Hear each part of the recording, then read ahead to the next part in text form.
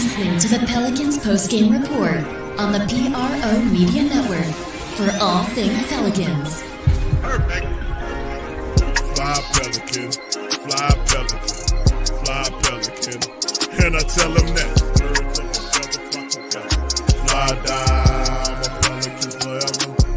Yeah, ain't gon' lie, I feel flyer than I ever been. We stay ballin', this New Orleans, I'm a Pelican. It's going down in the nest, wild, wild west. Come in town and you best, show us some respect. 3-point threat, I better make it rain. If it's up, then don't jump stupid like your ankle sprain. Always said, never hate the player, hate the game. Jumpin' where the dame late, bunch of train. Post game, big Q, talking about business. Bird gang, YouTube, they ain't flocking with us. Lock up the division mission, get into the finals. Finish competition, then it's going win the title. I know this flyer than you can get. Such a threat that the ref just might call a tag. You could double, you could press, but you can't check. Right, left, slide by you like a Eurostep. Fly Pelican, fly Pelican, fly Pelican. And I tell them that birds of a feather flock together. Fly down, I'm a Pelican forever, Pelican forever. And never, and never, and never, and never, and never, and never say birds of a feather flock together. Yeah, fly down, I'm a Pelican forever, Pelican forever. Yo, what's up, family?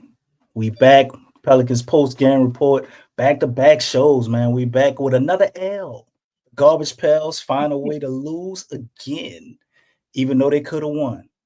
And, we're a little late, but we got my man Willie Green up here at the podium, so let me get him up here, figure out how to run things. Big Q will not be here tonight, so you got me hosting, and Lex, my co-host, is in the building. What's happening with you, Lex? What's going on? The Pels drop it to the Spurs, 121-116. Man, close game. But what's your take on the loss, right quick, Lex? While I get this video queued up of this post game interview that's gonna say everything that we heard 1,000 times before. All right. The energy that they came out with in the at the start of the game, it was pretty decent.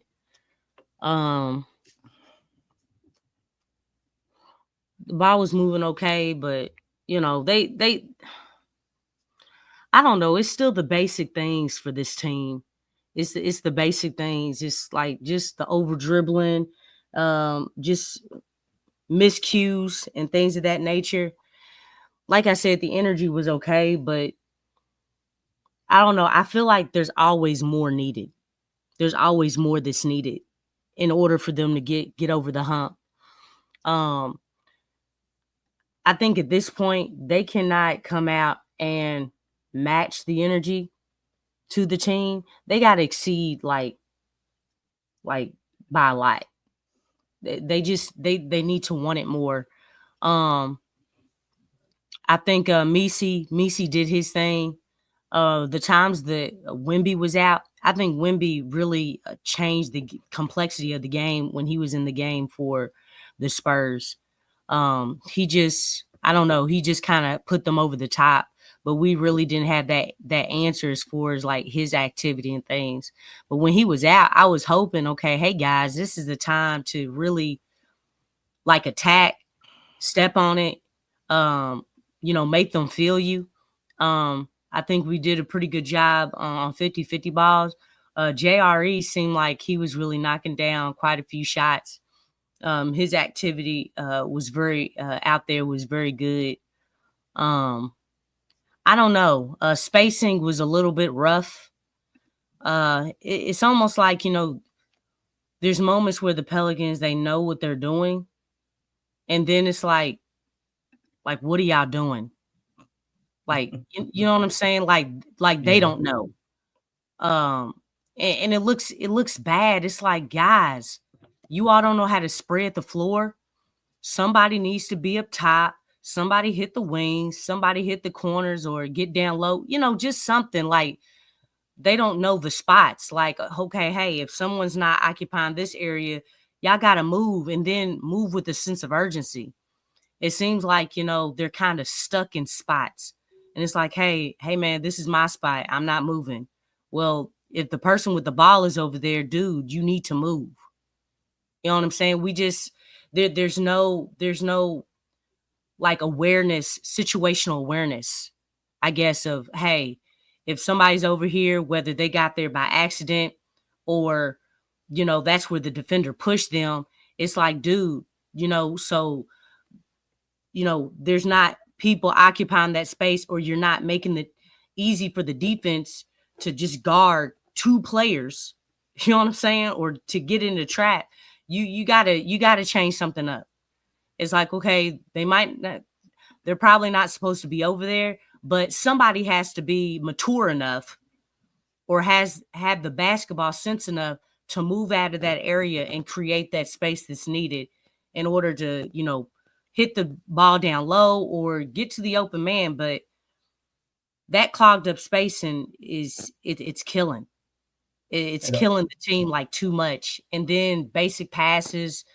I know a few times McCollum had the ball, and I don't know what he was doing, where he was doing those pull-up shots, or I'm like, dude, that wasn't a good shot. Or he would go in and just dribble the ball off his leg or something.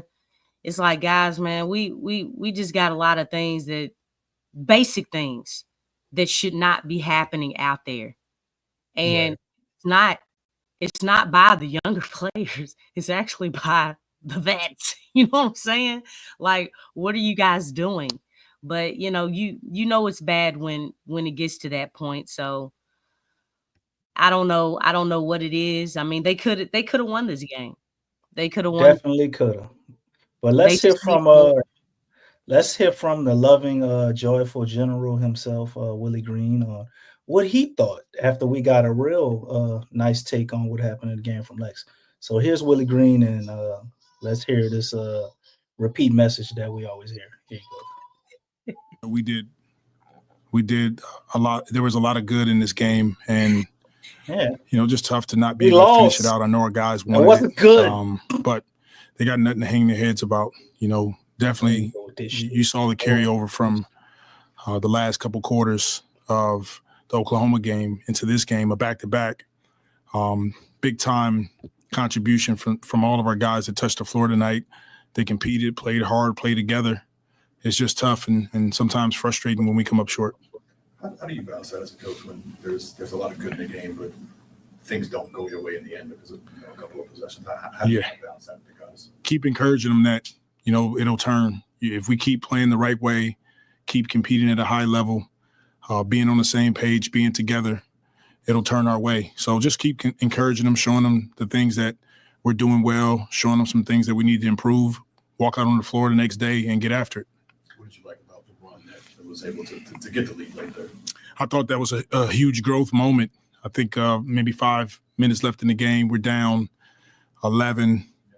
Eves gets a layup. It sparks our run. We take the lead, and just a couple plays doesn't go our way down the stretch, and that's the difference in the game. Even 9 offensive rebounds tonight. Yeah. On that side, I mean, especially on the glass teams, he's, I think, way above maybe where we even thought he could. Yeah.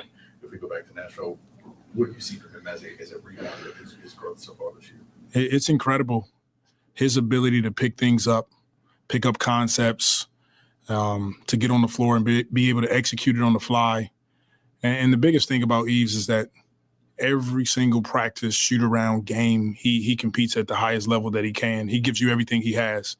And I think that just starting with that is allowing him to step on the floor and play against some of the best players and contribute at a high level.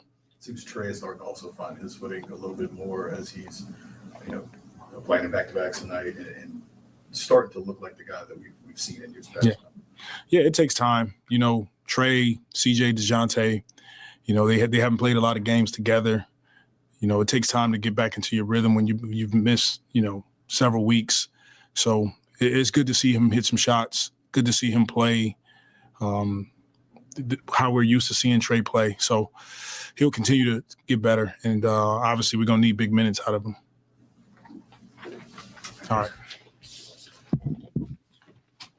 Players in here are in the locker. Think you're on mute. You're on mute. Yeah, I'm back.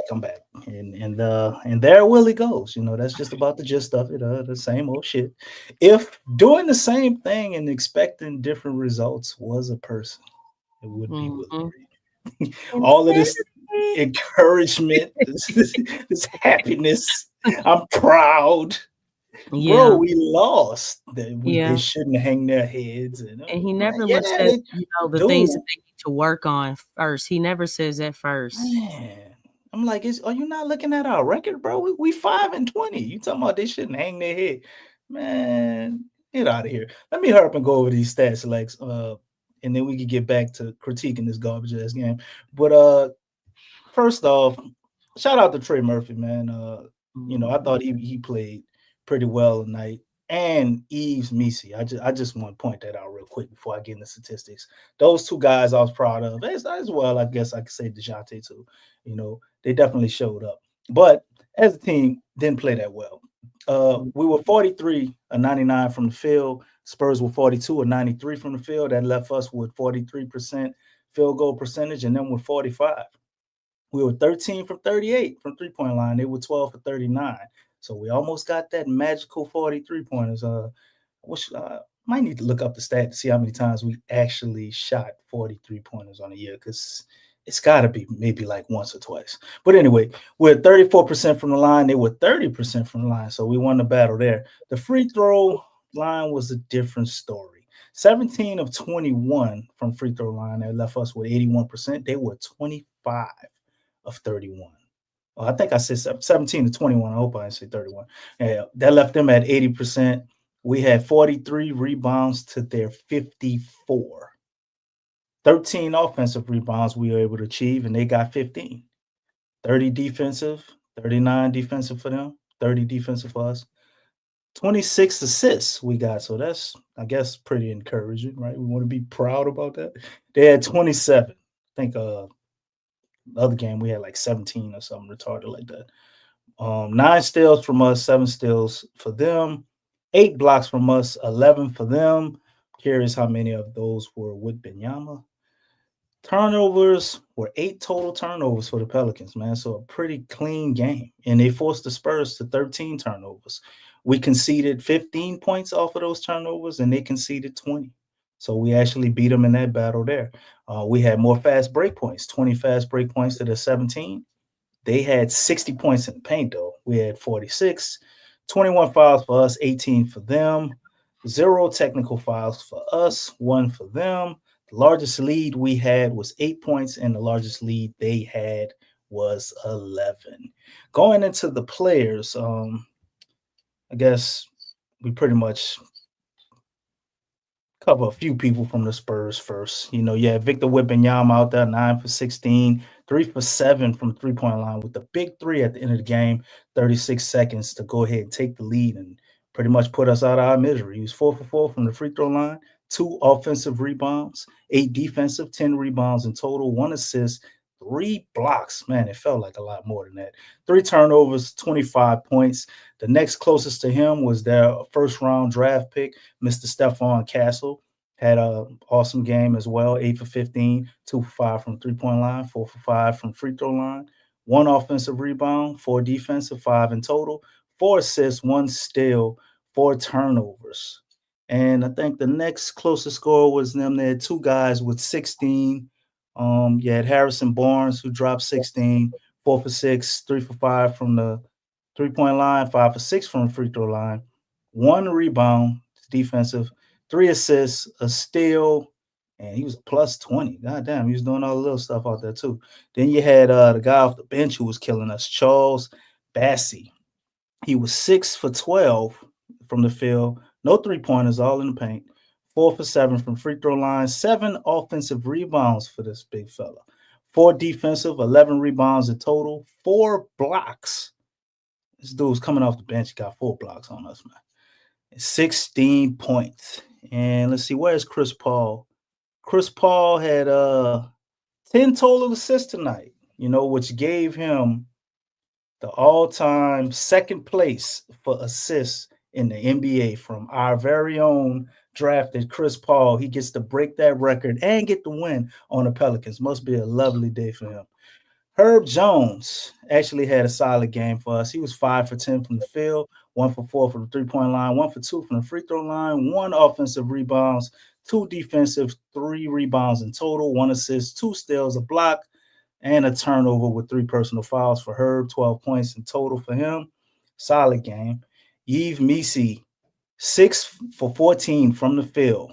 Man, if Wembanyama was out there, Missi probably would have had 25 points, man. Stole a lot of them from him. 6 for 7 from the free throw line. That is a very positive sign for a big man rookie. 9 offensive rebounds for Yves Missi. 14 rebounds in total. Stood as a double-double machine. 1 steal, 2 blocks, 4 personal fouls, 18 points in total. And here we have Mr. CJ McCollum, shoot him. Give me the ball. I'm going to shoot it every time. 8 for 18, 3 for 8 from the three-point line. Didn't get to the free throw line. That's kind of crazy even for him. 4 defensive rebounds, 5 assists, no steals, no blocks, 2 turnovers, 2 personal fouls, and 19 points on 18 shots. God damn. Well, DeJounte Murray played, I guess, better to me, but statistically, if you want to look at his shots, I guess he's pretty much in the same category as CJ. 6 for 20 from the field, 1 for 7 from three-point line, 5 for 5 from the free throw line, 6 rebounds in total. He did have 11 assists tonight. That's encouraging. 2 blocks as well. So DeJounte came out there with it on his mind, and he was playing pretty solid defense, man, which led him to have a +1 and a plus or minus and 18 points. Trey Murphy, pretty solid game.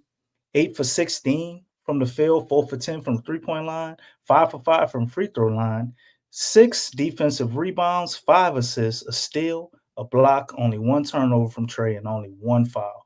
And he had 25 points on the night. And then we get to the problem with the Pels. We get to our bench. Other than Brandon Boston, didn't get a whole bunch from them tonight. You had Jamal Cain, my bad, who actually got in the game. He I ain't said nobody minutes, but everybody's starting 5. Herb had 38, Yves had 32, CJ had 34, DeJounte had 34, Trey had 38. And McCain played 10 minutes. He was 1 for 2 from the field, missing 1 three-pointer. He had 1 rebound that was offensive, an assist, a steal, a block, and 2 points. JRE, Willie's favorite bench guy. He had 19 points tonight. Unlisted, unlimited amount of hustle plays. That's not a stat, but he had them. 2 for 5 from the field, 1 for 2 from the three-point line, 1 offensive rebound, 4 defensive, 5 in total, 1 assist, 2 steals, 1 block, and 1 turnover, leaving him with 5 points and actually a +1 and plus or minus. Go JRE. Trey Jemison was out there for a grand total of 3 minutes, and he managed to get blocked being 7 feet. I don't know how that happened. He shot only 1 field goal that he missed on the block and 2 free throws. And he missed both of those. 1 offensive rebound, 1 rebound in total, and that's it for Trey. Brandon Boston played 28 minutes. He was 7 for 11, 3 for 5 from three-point line. Didn't get to the free throw line. 3 rebounds in total, all defensive. 1 assist, 1 steal, 1 turnover, 17 points, and +5 in a plus or minus. So he was actually the most impactful player on the whole team, according to the plus or minus. Very good game for Brandon Boston. He plays awesome every time he gets a chance. And Antonio Reeves got recalled from the G League, and Willie gave him a grand total of 4 minutes, and that came pretty early in the game. And he still wound up being a +2 somehow. He took 2 shots, missing both. 1 was a three-pointer. He had 1 assist. He had a steal and 1 personal foul with 0 points. I don't know why Willie thought he only had to give him 4 minutes. Guess he could have let the man stay in the G League for that or whatever. So, Lex, with all the stats here, team stats, personal stats, is anything jump out to you that you want to discuss? Yeah, as far as, just point production, everybody was pretty solid in the starting lineup, but Trey Murphy really stuck out. He had a really great game. Um, DeJounte again, he's proven why that ball needs to be in his hands. I mean, he has 11 assists.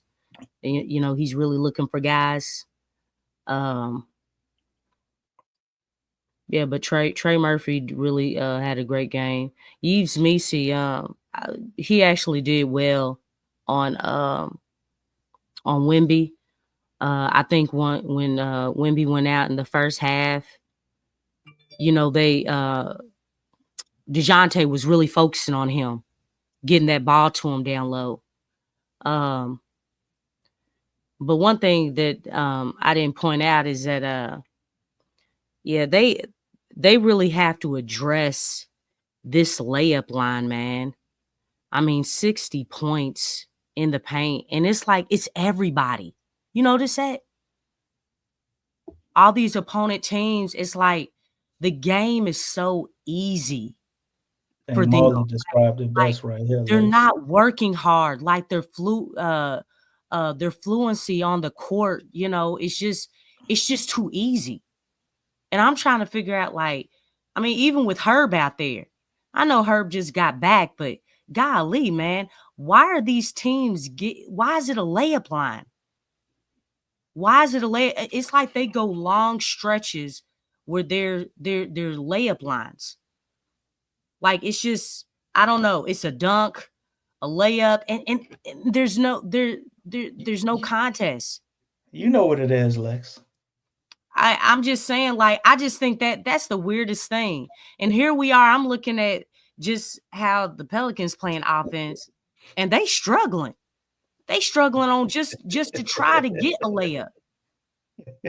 But one thing that somebody did point out, I think Mary, she pointed it out. Man, I really don't care what how well CJ plays offensively. The thing with him, like that dude is a huge liability on defense. No doubt. Like he is literally like he's not just man, teams are not waiting until the postseason to really hunt him down. They hunting him now. They're hunting him in the regular season. Like he is really, really bad. And you can tell because I really don't like when he makes those fouls, but he makes those fouls because he gets beat. And he gets beat so bad. I'm like, dude, like you really have to get nitty-gritty with your discipline on defense and shuffle those feet. You know what I'm saying? Like just keep your man in front of you. And then like seeing Bossy, man, like, dude, getting beat on back doors should not happen. It shouldn't happen. But there's things that you can do if you're slow, which CJ, he doesn't have a lot of speed. He doesn't have a lot of athleticism. But dude, fundamentals are still there. You can still use, and plus you have basketball instincts. But that dude, it seems like, because he's such a huge liability on defense, it really doesn't matter what he gives you offensively because it really doesn't make up for what you get out of him on the defensive end. Another philosophy that I don't like, and I had that up, I forget who posted it in the chat. Pelicans got to stop switching. Got to stop switching. The switching does not make sense. There was a few times. That's why we got the layup line. Yeah, but there's a few times where Missi was on Chris Paul. Come on, man. And, he's defending Chris Paul. That should never happen. That's happened before. I mean, the thing is like that stuff like that. Just first of all, we leave we leave the paint very vulnerable. Our shot blocker is not down low where we need him. He's out on the perimeter. And not just out on the perimeter, he's out on the perimeter on one of the most highest IQ, witty, you know what I'm saying? Just smart basketball players. Like, so the thing is, if Chris Paul gets back past him or just pulls up for a three, it's like, dude, that's not where we need Messi. And that happened that happened too many times. It's like nobody's trying to hedge, nobody's trying to hold. That's where communication comes in. But you can't switch everything. That's not the answer. The switching has to make sense. Like all of this stuff has to make sense. You can't have the wrong person on especially if they're that dangerous. But that's one thing that's killing this team. I don't know why they continue to do that, but that switching is not the answer. They need to fight through screens, people. Fight through screens. It's okay. Sometimes you got to work a little bit harder, but switching seems like the easy way out. It's like, hey, just switch everything. Switch everything. Like, no, don't do that. Don't do that. Yeah, but that's the whole philosophy of the Willie Green defense, Lex, is to switch all at all That's costs. why they last. And as you pointed out, Yves wound up on Chris Paul, and we sat and we watched Chris Paul pick what mismatches he want to go and shuffle people around and get people open.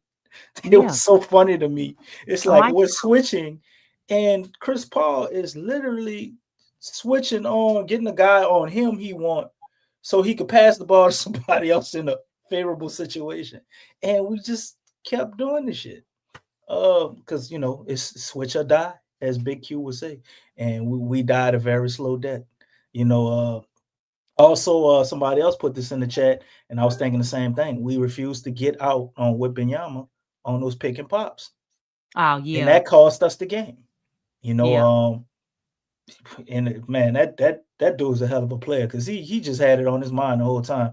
He shot the 50-foot logo three before that. I was like, damn, he think he gonna hit that shit? Like he shot a logo three with a minute. It's like a minute 30 seconds left. And they only down. It was tied. The game was tied. And he shot a logo three. I'm like, damn, this dude, he trying to get us up out of here. We went up two, and then here they come with a pick and pop situation. He shoots another three, which is kind of weird to see too from a dude that's 7'4", who they can dump it down into in the post, and he probably can get whatever he wants down there. But nah, we got killed from 3-point line. It's so Pelicans. But for a minute in this game, I guess I'm not really happy about injuries, but I was kind of relieved a little bit when I saw both of the Spurs big men get hurt. I thought maybe we'd be able to get a victory tonight. I was like, man, look, that juju we got for injuries, it kind of jumped on us and went on somebody else. They went back-to-back plays. Both of them hurt their back, but Wembanyama came back and he put an end to that shit. So another L for the Pels, man. We finally reached the magical number of 5-20. We've been cheering for this, Lex. We say 4-20, but they actually wound up winning the game now. Mm-hmm. I think we have a long stretch, if I'm not mistaken. Let me look up. Homestand. Well, not the homestand, but we have a break. We don't play against till the 12th. So we got a little break in there. Man, that ain't like thing. They got like a 3-day break. No. Well, I mean, I'm saying that for a reason, Lex. They got a 3-day break. Time to heal? No, maybe that's enough time to implement really another coach. Improve his coaching in those 3 days? No, that might be enough time to implement another coach. Maybe. Yeah, I hope so. Hey, Tramal had a good point. So are we saying the Spurs interim coach is a better coach than Willie? I got a question for you, Tramal. Yes. I told you this yesterday, Tramal. Did that interim coach, was he trained by Popovich? Okay. Popovich has trained a lot of coaches that are head coaches right now. Coach Bud is one of them. Okay. Wait, hold up. Didn't Willie went to pop school too, And Lex? Snyder. Nah, he didn't. He skipped classes. A whole bunch of them. He Come on, skipped a Willie lot from of up under the classes. pop tree, Lex. He learned from a pop Saying? disciple on But top of that too, with Monty Williams. no, Like, he from a pop he tree. don't count. No, because they started. They both skipped Come on, classes. you can't cherry pick now, Lex. You know what? No, because the thing is, look, Pop, he's one of them people. He curse you out real quick and let everybody know what's wrong, what's going on. Like, that ain't even right. They don't do that stuff. They don't do that stuff. They trying to be good gentlemen or something. I don't know, but no, they skip classes. They skip classes. Big Sean said, y'all voodoo wore off. No weapon formed against us shall prosper. Oh dang! Not that you pulling out scriptures and things, He man. pulling out You know scriptures, what? man. Nah, don't do that, Big Sean. It Don't is do that. Sunday. It is Sunday. No, it don't matter. Shout out to Sean, man. Y'all got a good victory, brother. Y'all Yeah, earned it, congrats, man. Sean. Shout out Y'all to having a strong identity, and y'all have chemistry and quality coaching, and everybody understands. You know, they roll and stuff. Hey, that's important. And y'all have a strong culture too. It's called the Popovich culture. Yeah. Well, the Pelicans have a few breaks, coming in the favor of their schedule. They got 4 days before they got to play Sacramento. Then they turn around, they get a 2-day break before they play Indiana, and then they get another 3-4 days against before they play Houston. And we don't have to play a back-to-back again until we go to New York. And then, as you see, the rest of the schedule, we got Denver, Houston, Memphis. We play the Clippers, then Miami, until we get to Washington. Miami would put us at January 1st. So, family, are we gonna continue to slide? Will the Pels turn it around? Will Willie Green get fired? Who knows? Who knows? Will Zion come back in January? Or is it just all over? Shout out to everybody in the chat, by the way. Glad y'all here, man. Glad for y'all input, insight, as usual. Always keeping the show popping. You know what I'm saying? So looking at the schedule, Lex, what do you see? Do you see another win before Washington? Or are we pretty much going to keep on sliding and damn near get to 5-30? You know what? It's hard to say with this team if we're going to win or not. Like, it really is hard. Because the thing is, we don't know what team is going to come out. That's what makes it so hard to even say that. Because, I mean, obviously they could get somebody. They got Denver. We didn't see that coming. Who did they just play a few days ago when Herb and Brandon came back? Phoenix. Yeah. You know what I'm saying? Especially with Devin Booker. Like, we obviously we didn't know Brandon and Herb were coming back because, the Pelicans never make that stuff clear. But, they played a quality good game. And then who they play on yesterday? All this stuff is like that was the Thunder, Lex. Yeah. And we actually got cheated a little bit there. We had a bullshit offensive foul on Brandon Ingram. Well, Dort, Dirty played him and hurt him and put him out, and a bunch of other garbage ass calls. But I mean, even if the refs called the game fair, we were still lost. But it's just sad to see, and our coach is just sitting there on the sideline with his arms folded. I thought the play on Brandon Ingram, some people downplayed it, some people sorry for what it was, But I thought that was man, somebody should have ran out on the court. They should have been in Lou Dog face, maybe slapped him upside the Well, head or something. it's That always that downplayed. It's you know, always downplayed it's just like Bi got hurt 'cause it's like the that. Pelicans. Nobody did anything. Where's DeJounte? Where's Trey? Where's anybody? So we don't have no enforcer. We don't have nobody who not taking that shit. Well, I'll take that back. I see DeJounte as a person who not gonna take that. But where's the person who, you got that guy at the end of the bench who's gonna stand up for your superstars when they get mistreated, who's willing to get the technical fouls or kicked out of a game. If y'all want to play dirty, I'm gonna be dirty too. Like, man, sometimes you got to get down in the mud with people, and I think that's one of the things. Not that lost us this game. That's one of the elements that this team is missing. Now, we constantly talk about them being too nice, too positive, and too upbeat and friendly and happy and shit. Sometimes you got to be a little gritty. Sometimes you got to get a little dirty, and we haven't shown that we have the ability to do that in quite some time. With Najee Marshall here, he brought that element a little bit, but we still needed more of it. Now it's just totally non-existent. Bad things happen, and everybody just sits idly by as if it's expected.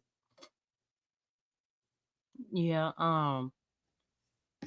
Hey, attitude reflects leadership. The leadership is weak. The leadership has no dog. The leadership is way too nice. And so because the leadership is like that, the attitude and of the players is like that. It's a sad thing, but it is what it is. And apparently everybody seems to be okay with it. But that's the one thing I say it all the time, man. Like, at some point in time, this team needs to be pissed off. They have to get tired of being disrespected because a lot of teams don't respect them. They don't respect Willie. They really don't. I mean, really, it's like I said, they look at this team, they look at Willie like barbecue chicken. Like, hey, this is a team this is a game that we supposed to win. That's how the Pelicans are looked at now, and it's just it just stinks. It shouldn't be like this, but it is. But that's the very thing that they need in order to win. You have to have that it factor. Y'all losing the things. Now it's almost like they're comfortable with losing. Look at Willie. Look at what he was saying. Listen to everything his interview talking about how proud he is of guys, and you know what I'm saying? It's like, dog, you all just lost. And then he pointed out first. There's a lot of good things that we saw out there. No, you need to point out the things that there's a lot of things that you all need to work on. That's what you need to talk about first. Look, like right now, these are grown men. These are not kids. So you can say, hey, man, we got to work on this. We got to work on that. Like, this is a problem. This has been killing us at the end of the games. This is killing us during the game. We cannot have teams having a layup line, during the whole course of the game, during stretches of the game. 60 points in the paint. Like that, stuff like that cannot happen. Like, look, all those stats that you pointed out where the Pelicans won, it didn't even matter. You know why? Because they had 60 points in the paint. That 60 points in the paint covered up the points that they had off the Spurs turnovers. It killed that. The Pelicans had more steals. It killed that. It killed it. Like, well, we got one of our players, DeJounte Murray, who's actually a hallmark as our assistant coach. He does a little bit better job coaching than Willie. So give me a second, Lex. We'll hear what he got to say, and I'll let you get back to your point. Here's DeJounte, family. What you guys like about the fight that you guys showed there in the fourth, especially on the second night of back-to-back to get back in this thing? I mean, it's always good to see fight. Even with losses like that, you take them as a lesson. see where you could be better as an individual, and then obviously most important, bring it together and see what we could do better as a team. But it sucks losing, but when you can compete, and like I said, have a lesson, things you can look back and you have more good things and bad things. I think, it's good moving forward. Just because of the injuries, you haven't had a lot of time out there with you, CJ, and Trey all together. How do you think that pairing or that group is working as we keep passing games to get better for you guys? I mean, you just, continue to try to grow chemistry. Obviously, injuries, something I've never seen, ever. But, as an individual, you can't control that. You control taking care of your body, taking care of yourself, and, trying to be available, because the best ability is availability. So, that's pretty much that. I think we're going to continue to work. You got 3 guys that, love the game, study the game. So, you can only go upwards from there. He has really shown a lot of growth on the offensive end the last few weeks, especially on the glass. I mean, you playing with him, what have you seen from him? Just from the guy that you saw back in training camp to where he is right now. I mean, not even training camp. I remember when the trade happened and I, immediately came out to New Orleans. I seen him and got to have some words with him and exchange numbers just so we can communicate. And, just being a helping hand for a young guy entering this league. And, from when I seen him, from that time before Summer League all the way to now, it's impressive. It's credit to just his dedication, his work ethic, his willingness to, want to learn from, everybody around him, and just coming in every day, trying to be a pro, trying to figure this thing out. The sky's the limit.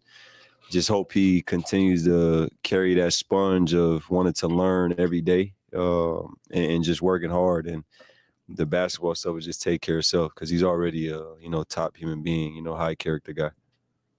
Hey, DJ. What's up? How you doing? You good? Yeah. My guy, all is well. Well, I know you and Mitch go way back. Mm-hmm. And what's it like to, think about that young guy you first met and to see the opportunity he's been given now? What's that like for you to see from the— I mean, I'm happy for him. I try to, especially tonight. I mean, when I'm not playing, I could be in fan mode, just watching them, shooting them texts here and there, calling them. But, even tonight is just to know how far, he came first and then obviously us. But just to see him, I'm not surprised, and everybody around, the Spurs organization would tell you they're not surprised. His knowledge is one of the best. He was a point guard, so he understands the game at a really high level. He's willing to learn, willing to put the work in. He worked and worked and worked. And like I said, I'm not surprised. He's only going to continue to go upwards from here, and I could just see the guys respect him and love him, even when I was here, but even from afar now, just knowing the great things I hear, which, like I said, I'm not surprised. He's a high character guy and he lights up any room he goes in, so I just hope he continue to take it all in and continue to do what got him where he's at. Can you sort of put into words what he's meant to you in your life, both on and off the court? He means the world to me, the world to me. A lot of people don't understand. I try to keep, my story, my life, away from the internet, the social media, however you want to put it, as much as I can, just so I can heal from it. And, there's a time and a place for things. But, that guy, I owe him just so much, because I was in a tough place in my life around 15 when I was trying to change my life. And, he came and got me, and just everything from the knowledge, to teaching discipline, right from wrong, and building the AAU team for me. He was behind all of that, just really getting my life on track, like I said, I was in a tough time, and he just, came, and the rest is history. So, he means the world to me. Would you say it's the best piece of advice he's ever given you? The best piece of advice? Just be a great person.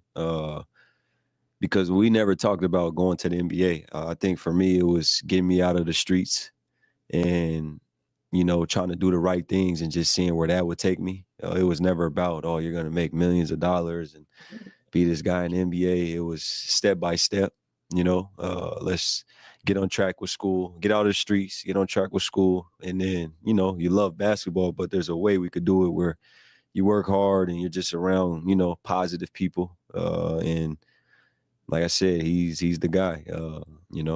I'm happy for him. I love him, and I wish him nothing but success.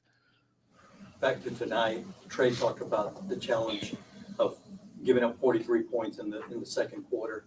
What are those challenges of just exerting that much energy to try to climb back? I mean, it's the NBA. And it's tough against, great teams when you dig yourself in a hole. You keep fighting, and I think we showed that. I think we controlled the first quarter, but after that, they kind of controlled the game. They got Chris Paul over there, and not only Chris Paul, like I said, I was just talking about Mitch Johnson. He's seen it all, been through it all. They was able to, slow down and, get what they want, get stops. I think, that was a big thing for them tonight, transition. And we just couldn't, get back on track. I think we fought, though. We put ourselves, in a situation to win the game, and, we'll live with, Trey taking that shot. And that's that. Thanks, DJ. Yep.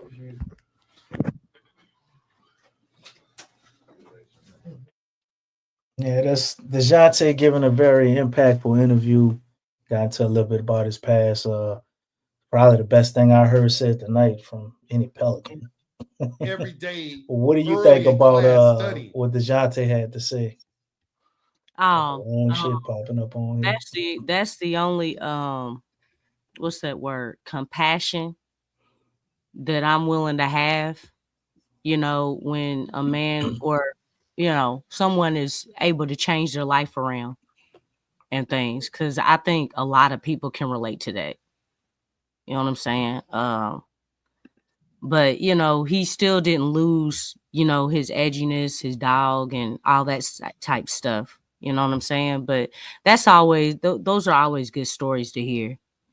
And I'm happy for DeJounte, being able to come out of his situation, because it's not just the people who are around you, but it's also, some of you, because there has to be something in you to want to change. You know what I'm saying? And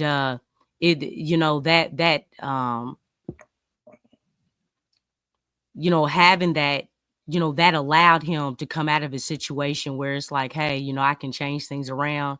And even though the NBA wasn't in the picture, like he said, his life, he was able to save his life. You know what I'm saying? Change his life around and get to a better position. And in doing that, the NBA did come for him. So, I mean, that's good stuff. You can't. We didn't hear his name. Did you hear his name? I believe he's talking about Jamal Crawford. That's been a big influence on him, a big part of him getting the league. Yeah, I think he was reflecting on him. Either. I didn't understand the question though. What they was asking. Maybe Jamal Crawford. It was horrible. He might have some type of coaching position, or he's got some type of promotion or something today. I could look into that and see why they asked him about him. But I know Jamal Crawford is a Seattle guy.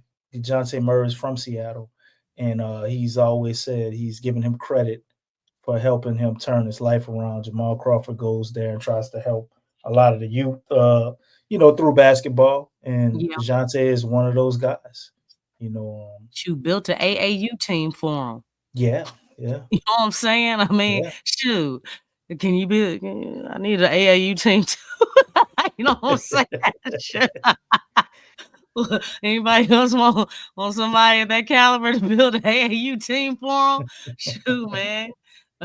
But yeah, I'm happy for him though, man. I'm happy. Oh, he's I guess he's able to.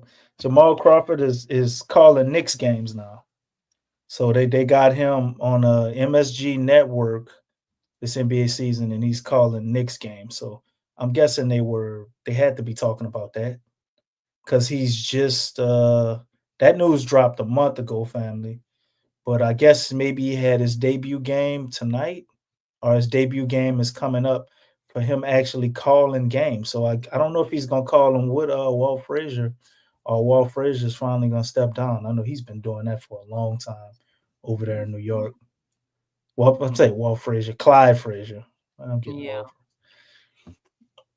But anyway, so shout out to Jamal Crawford, man. That's a Yeah. big job, man. The mecca of the media. You know, it don't get no bigger than New York other than LA. So if you go call games and you could pick a place where to call games, shit, that's where you want to go. The Yeah. more eyes on you, the more bucks you're gonna get. So shout out to him. And shout out to DeJounte, man. Solid game from him tonight. You know, and we didn't hear a bunch of praise and about how happy he is with everybody. Although he did touch on Yves Misi, talking about how the growth he's seen in him. 'Cause I think all of us see that, man. It's pretty tremendous. But DeJounte having 11 assists tonight, I thought was big. You kind of we get into this mode where he can be the engine for this offense. I think that'll probably put us at our best until Zion gets back and he can be like the secondary guy. With Brandon Ingram, with his timetable, which is this article here we're gonna read in a second about a update on the timetable for Brandon Ingram. But DeJounte being aggressive, getting downhill, looking for his shot, although he was 6 for 20, I like him to be more efficient. But him looking for his shot and becoming aggressive, you know, is where we have to be if we want a chance to win any other games this season. Because CJ, you can't allow him to go in that role, even though CJ's been playing pretty good a lot of games this season. Then he has those games where he just, you know, he just tried to empty the goddamn clip at everything. Just he ain't never seen a bad shot. But with DeJounte having the ball, I think that keeps the ball moving, which I seen tonight a lot. I know we've seen a lot of lapses and a lot of bullshit on offense and defense. But I thought for stretches, I seen the Pelicans make a very, very concentrated effort to move the ball around the floor, not sit on the ball. It was changing hands pretty quickly at times. And to me, a lot of that is due to DeJounte because that's kind of how he plays. He attacks in the fast break. When they get in half court sets, they try to get people, you know, uneven. You move the ball around, try to get you a good attempt. But he would rather bring the ball up, keep it going, actually play with pace.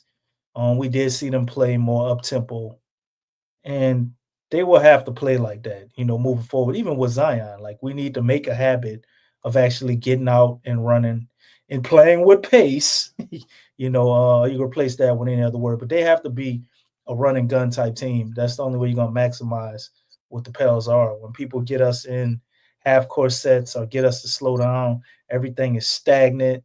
You know, it's like, man, they can't get any good shots. Everything is difficult and hard. You know, and obviously with the coach we have, good luck drawing up any good half court sets. So you know that shit ain't gonna happen. Happening. So all he gonna do is motivational speech for you to get out and run. But nonetheless, the way the roster's built, we do need to run because we can run people out the building. But speaking on that, and I guess get your insight on DeJounte and Yves Misi. You know, we can talk about him a little bit, and then we'll go into Brandon Ingram because also Trey Murphy. You know, we can mention them too because even though we had a loss, ain't no goddamn moral victories. I do see those three as bright spots for the future for whatever it is that we're building. Watching DeJounte, That watching part. DeJounte in the third quarter Gosh. last game and seeing him this game, even though he didn't have a good shooting night, I could still feel his impact. And Yves is, man, every time you think it's like, okay, you know, he probably gonna teeter off a little bit, man. He just reaches another level. You know, dude got a steal to help make a run to win the game tonight. You know, he was out there playing pretty solid defense on Wembanyama at times. You know, as you said, he got switched on to Chris Paul. You know, and he held his own. Even though Chris Paul was just really trying to get him out the way so he could put the ball somewhere else.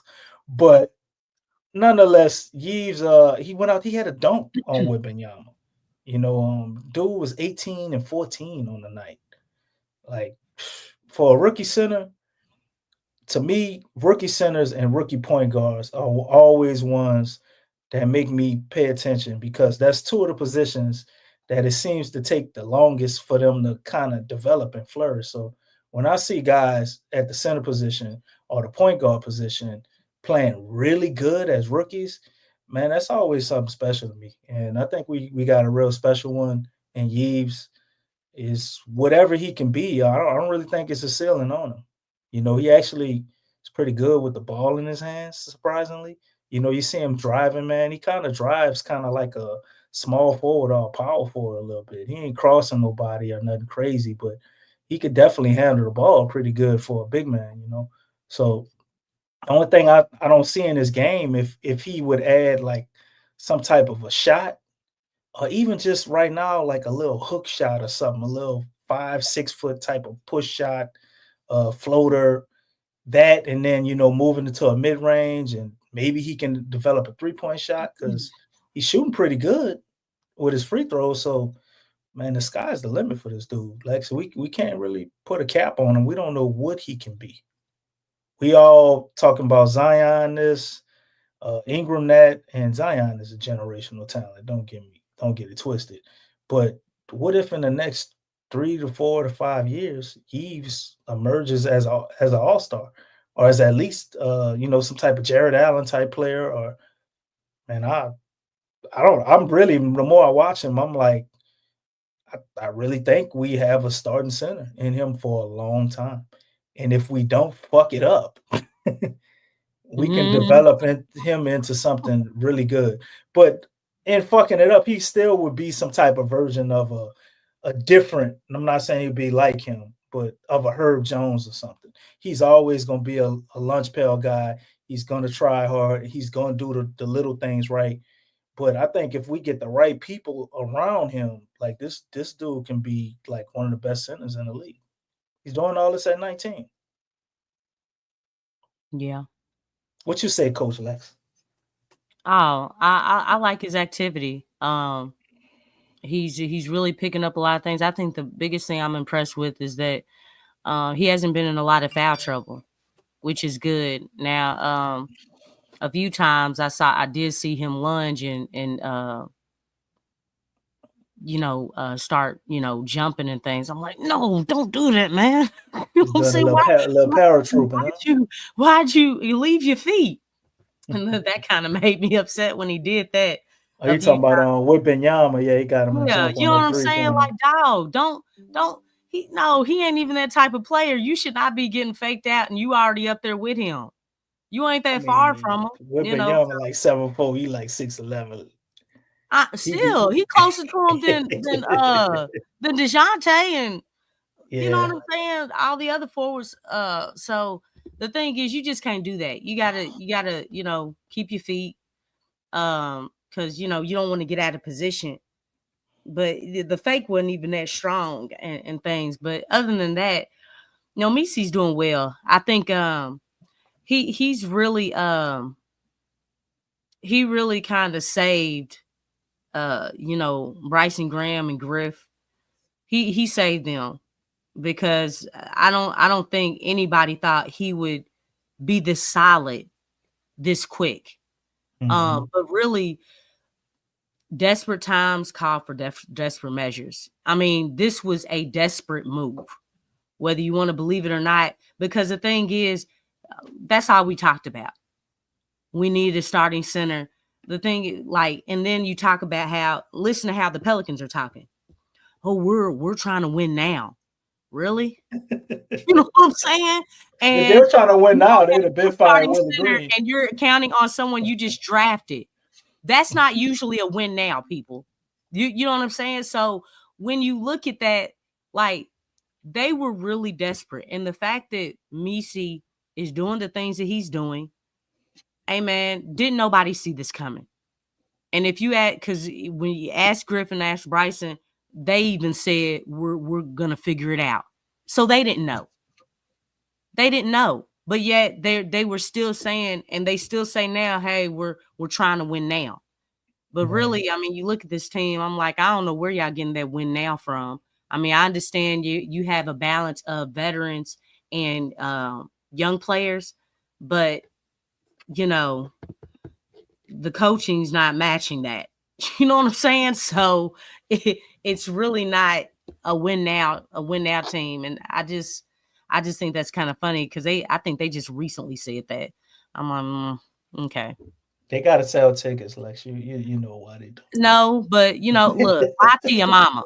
Lie to your mama. I mean, all this Nobody's organization has done is lied. Yeah, so lie to your They will mama. continue to lie. Like they're liars. This is I what they mean, are. but this is not a win now team. And I'm looking at everything. You can't just look at one thing. You have to look at the whole picture. When you look at the whole picture with this team, they are not a win now team. I don't, just because you have veterans and you have young pieces and you know what I'm saying? It's not just that. Everything has to match up. When you look at other teams, things match up. And there's one thing that I wanted to say, I forgot to say earlier. But one thing that when I was talking about how with Willie Green, when we listened to his interviews and all that stuff, you couldn't tell just by listening to him and looking at him that this team only has 5 wins.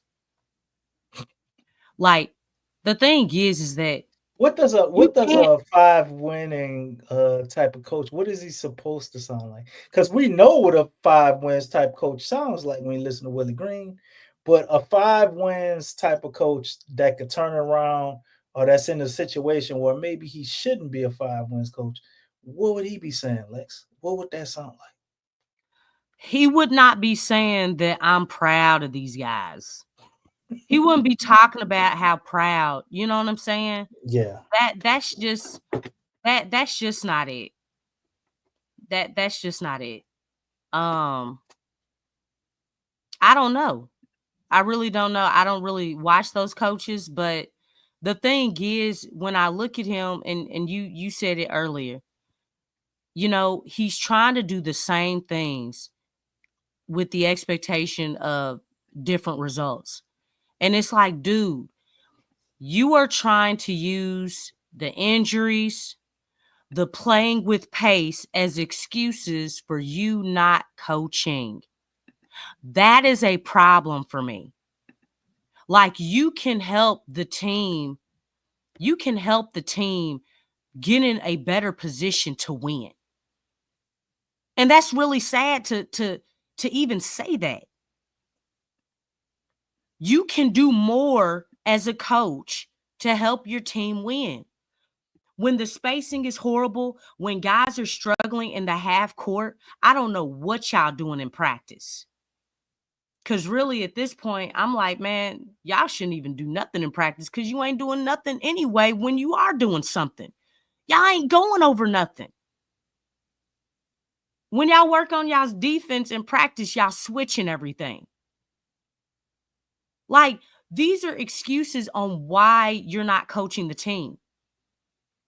And it makes sense because, clearly you can tell that when Willie Green has everybody available, he has talent available.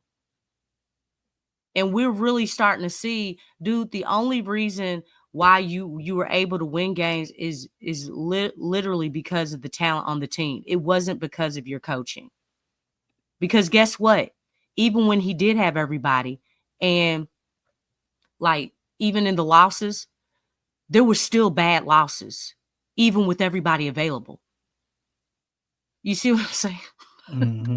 It's like, dude, that's how we know you can't coach. This is confirmation. It's just confirmation. But you're too comfortable. I want to ask this question. How do you grow in life? Do you grow from being comfortable or getting uncomfortable? Well, when you're in comfort, what reason would you have to grow? if you're completely comfortable, there's no reason to do anything. So you definitely got to get a little uncomfortable to grow Exactly. because it is not comfortable to grow. Never is. Yeah. You go through growing pains and stuff. And Mhm. that's the thing. Everything That's that's what Willie going on with the is, team, Lex. everything that's going on with the team, it's too comfortable. That's why the team, the coaching, shoot, Griff. You know what I'm saying? When you start looking at everything, there's no growth because nobody's uncomfortable. Nobody has pressure on them. Nobody's like, hey man, this is a problem. No, nobody's like, man, I got a problem with losing. Somebody should be going off in that locker room. Shoot, at this point, somebody should be going off outside of the locker room. One thing that I really like is that, looking at the T-Wolves, Anthony Edwards, I don't know if y'all saw this, he called out his team. During the interview. You know what I'm saying? And they were saying that, it was taken out of context, but, they also had a discussion within the locker room. Like, I think those type things are needed for this team. Like, literally. Like, somebody needs to be called out. And I'm not talking about modestly. I'm like, man, we need better coaching. We need better coaching. You know what I'm saying? Like, just like, no, hey, those are some strong words. Could you elaborate on that? Yeah, sure. We need better coaching. You know what I'm saying? like that's going to hit ESPN, like Sports Center. And I know there's other things. Look, hey man, yeah, I don't know who's the VP or the GM, but they might be the same person, but there's a problem there too. You know what I'm saying? There's a problem there. I mean, things are unanswered right now. It's like stuff needs to, people need to be put on the spot, man. That's how you get uncomfortable. Be like, hey, next time, come to us. Well, you know what? I went to you, and you know what, Tito? You weren't doing nothing. You were all calm, cool, collected. Now all of a sudden, I put you out on Front Street in front of the media, and see the players. The players can do stuff. You can do stuff like that because you the player, right? Let me tell you something. The players out front. Behind the scenes is everybody in the front office and the coaches. They all in the back, the behind the scenes. But the player come out and say some stuff, some crazy stuff. Everybody's gonna listen. Everybody's gonna Yeah, listen. we don't have those type of players though. DeJounte is probably the closest guy we have like that would actually I know. challenge or push people through the media. And when his very first interview, that's what he did. And several other times, he seems to be calmed down on Willie a little bit, lately. But Probably because you need. they probably talk to him. Yeah, they talk to him. They trying to keep all this hush hush. They But definitely the thing talk to him. is, they need to keep their foot on the pedal, man. Like, no, this is not okay. We can win. Well, I agree with you, but it's at the same time, you got to put your Pelicans hat on. We have a certain standpoint, and I'm of what you're saying. But with the goals and what they're looking to accomplish, man, we're still in a mixed bag. That's why I came up with pre-tanking. You know what I'm saying? It's like we trying to prepare the tank before we fully commit to tanking. Because if they were still trying to do something or really salvage this season for real, at some point we would see them fire Willie Green. The only reason to keep Willie Green at this point is if you're just trying to go ahead and soft shoe tank. You go kind of tank, but you want to still give the image of being competitive because you have to sell tickets. So they're going to keep selling. Guess what word I'm about to say, Lex? You'll keep selling hope. Mm. If you fire Willie Green, It don't got nothing to do. Wait. Don't make brother Dick Gregory come on up here now. Cause he'll pop in here, you know what I'm saying? He coming in, Oh he'll goodness. hit you with that sound bite. Pop. But you know, they think the Pelicans had on, right? They think firing Willie Green would basically punt on the season. But the whole entire, I ain't gonna say the entire, I'm sure they got people that still believe Willie could turn it around, even though we know that shit ain't gonna happen. But the majority of the fan base would look at that as a positive if they were to fire Willie Green and would look at that as their turnaround. But I think they see it as if they do that, then they punt on the season. That's From a the perception standpoint. Because you have no reason to keep him at this point. They're sitting around in comfort. They're doing the same thing and expecting different results. The only other side to this is maybe they know what it is and it's going the way they want it. They got Willie Green, like I said, in place to allow them to lose. This is supposed to be the best draft coming up that there's been in decades. That's how they marketed it. You know, who knows if that's true or not? We hear shit like this all the I time, mean, but it might be we don't know. like the top 5 people, and then after that it tapers off. It could be that situation because right now Cooper Flag Nah. Actually, this draft, Lexxah, that's the thing with this draft. The top 5 are very good, but it doesn't taper off. There's good players all through this draft. That's or at least that's what they're saying about it. So usually when they say that, it should be a pretty decent draft. You know what I'm saying? We're gonna have some people come up out of here that's gonna be worth something. But how impactful, you never know with the draft until you look back in hindsight. But they're saying you can get, with the 20th pick or so, you can wind up with a starting caliber player, way in the 20s, like Misi. maybe almost into the second round. Yeah, like we wound up with Misi. But being real, we kind of lucked up with him because they had guys that went in front of him that, it's starting to look like he better than. I see him as better potential than Klingon, even though he looked like he gonna be a rebound machine, Yeah. But Misi looks like he does other things better. He's not as slow-footed. Now Zach Edey, we don't really know. Zach Edey is to be determined because he's injured. So I can't, say what he is or what he won't be when he doesn't have a chance to play right now. And then Khalil Ware, I mean, what's he doing? I don't hear anything about Khalil Ware. Nothing. And he plays behind Bam Adebayo. So will he really get a chance to do anything anytime soon?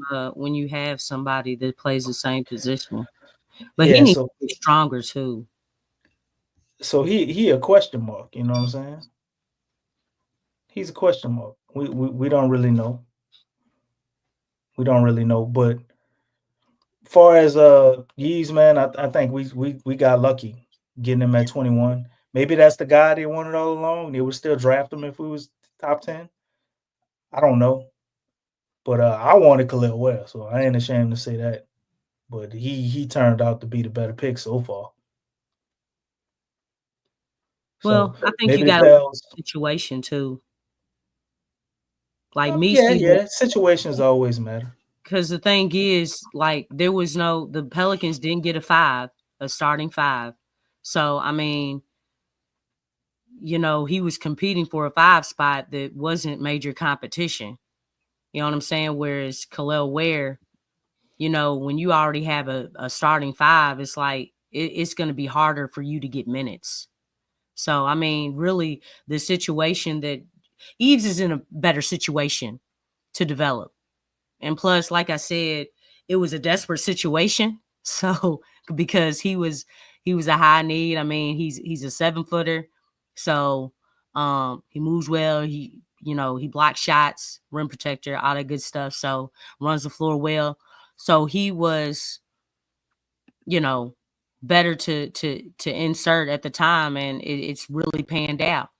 And first we had Tice, so it really didn't take long because, obviously Tice is just, 6'9", but Misi defensively is just, he's just better. So, having the opportunity to get playing time, to get reps in, that matters. Like when you go to a team where, hey, just, continue to develop and work on your game, but you're not getting those reps, that's a huge difference. So even though, Khalil, he went earlier, Yves Misi's actually in a better situation because he gets more reps in NBA games. So that's one thing that he definitely has working for him, and it's really panning out in that regard. No doubt. But I guess to shift gears a little bit, and we'll go ahead and get into the Brandon Ingram update. But let's touch on Trey Murphy. What do you see about him tonight as him coming out? Basically having to fill the shoes of a Brandon Ingram. He went out and put up 25 points. 4 for 10 from beyond the arc, and he was 1-3 away from pushing it to overtime. 8 for 16, 50% on the night. Played some solid D. I think Trey has shown he's more than capable of being a starter, but I can't for the life of me. Well, you know what? This year, I guess it makes sense if they're trying to trade CJ McCollum.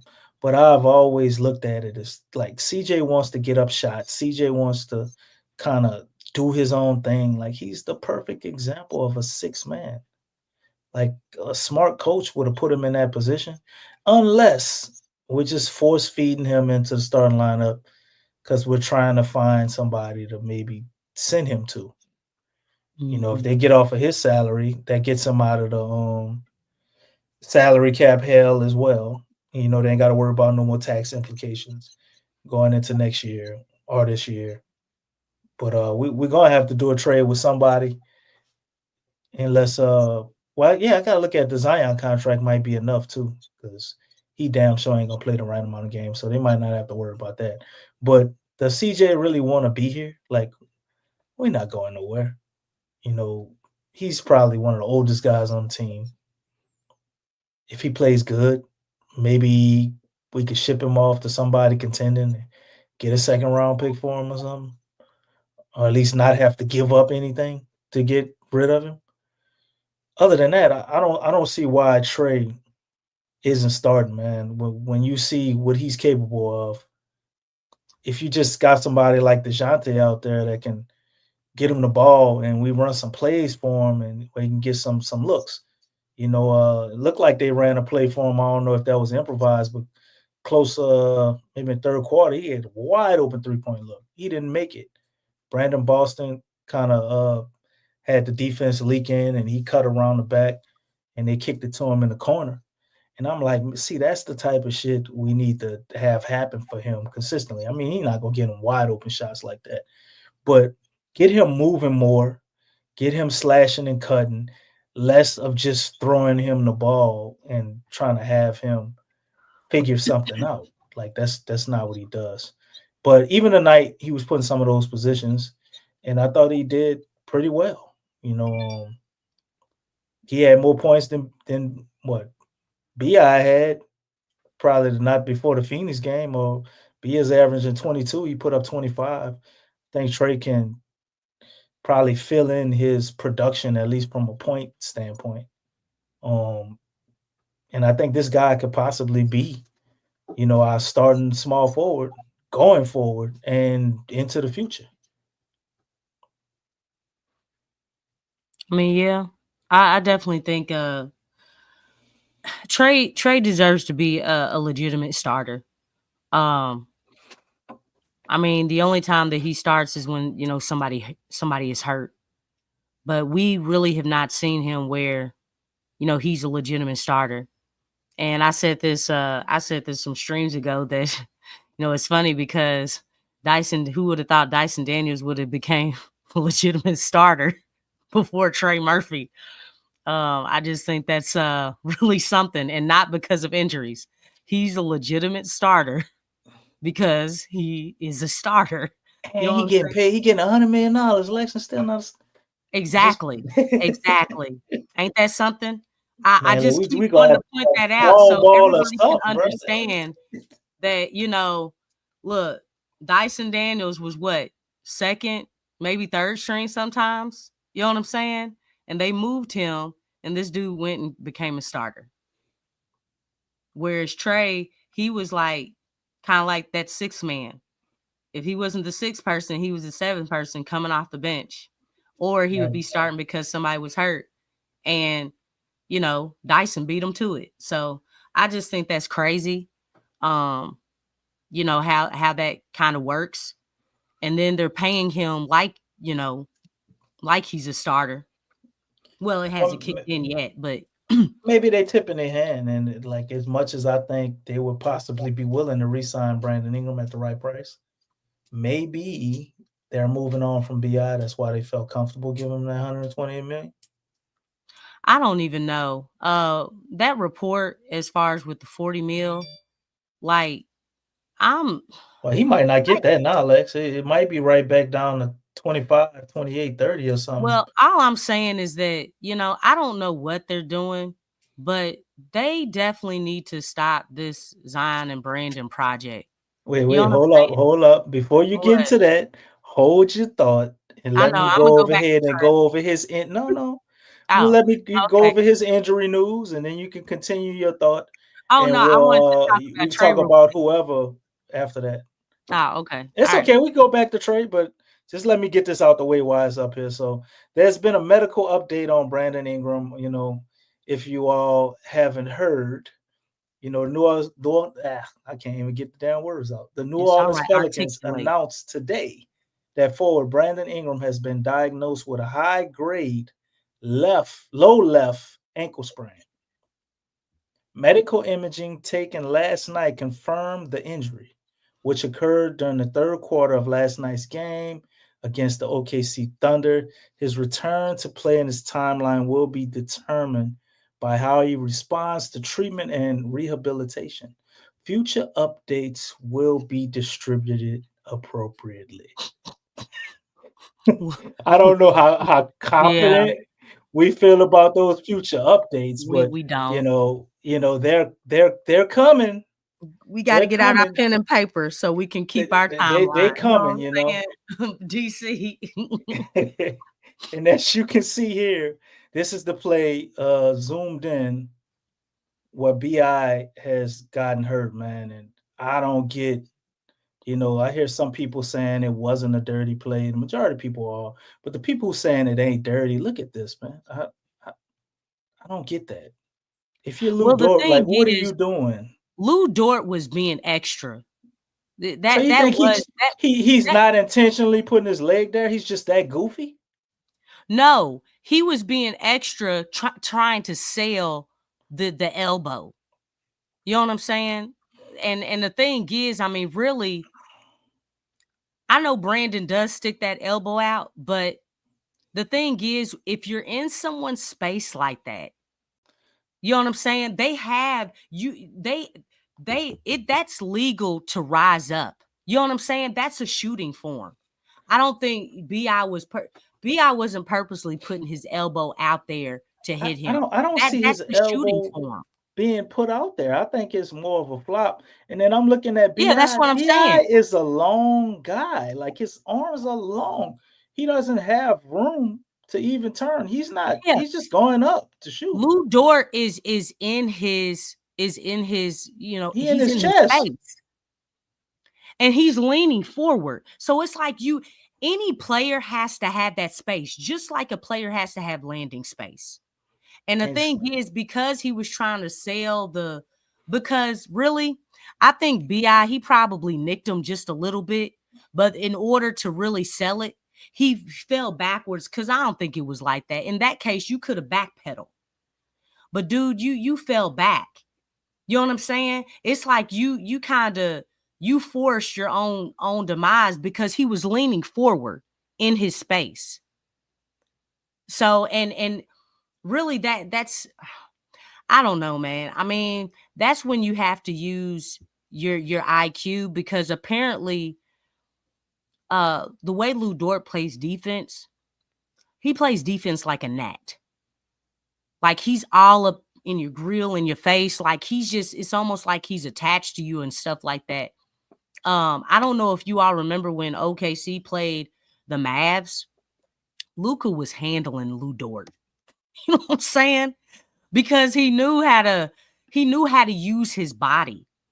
You know, it's almost like, Brandon kind of needs to look at, how other people, offensive players, like, are playing against Lou Dort, because in that series, he was handling Lou Dort. Luka was just handling him. You know what I'm saying? It's like, doing the pump fakes and things like that, and then jumping into him. Like, yeah, okay, you're going to be in my space. I'm going to pump fake, get you up off your feet, and then I'm going to push my body into yours. Oh my God. That's one thing about Brandon Ingram's game that I hate. He has all the capabilities to do that, and I never see him. He never use does it because he wants to do. It's like Brandon does too much fadeaway stuff, and Lou Dort knows that. Everybody knows Brandon does not like contact. He doesn't like contact like that. But it's like, dude, if you want to send a message to someone who's playing physical defense on you, you have to get physical back with them. That's the counter. But then you have to know how to do it. It's like, and then when you pump fake, don't fade away. Don't fade away from the contact. You have to go into it. It's like, you can't be afraid to be touched. You can't do that. And that's always been Brandon's game. He doesn't, if you look at his shot, he's fading away to get space instead of going forward. Go into that jump.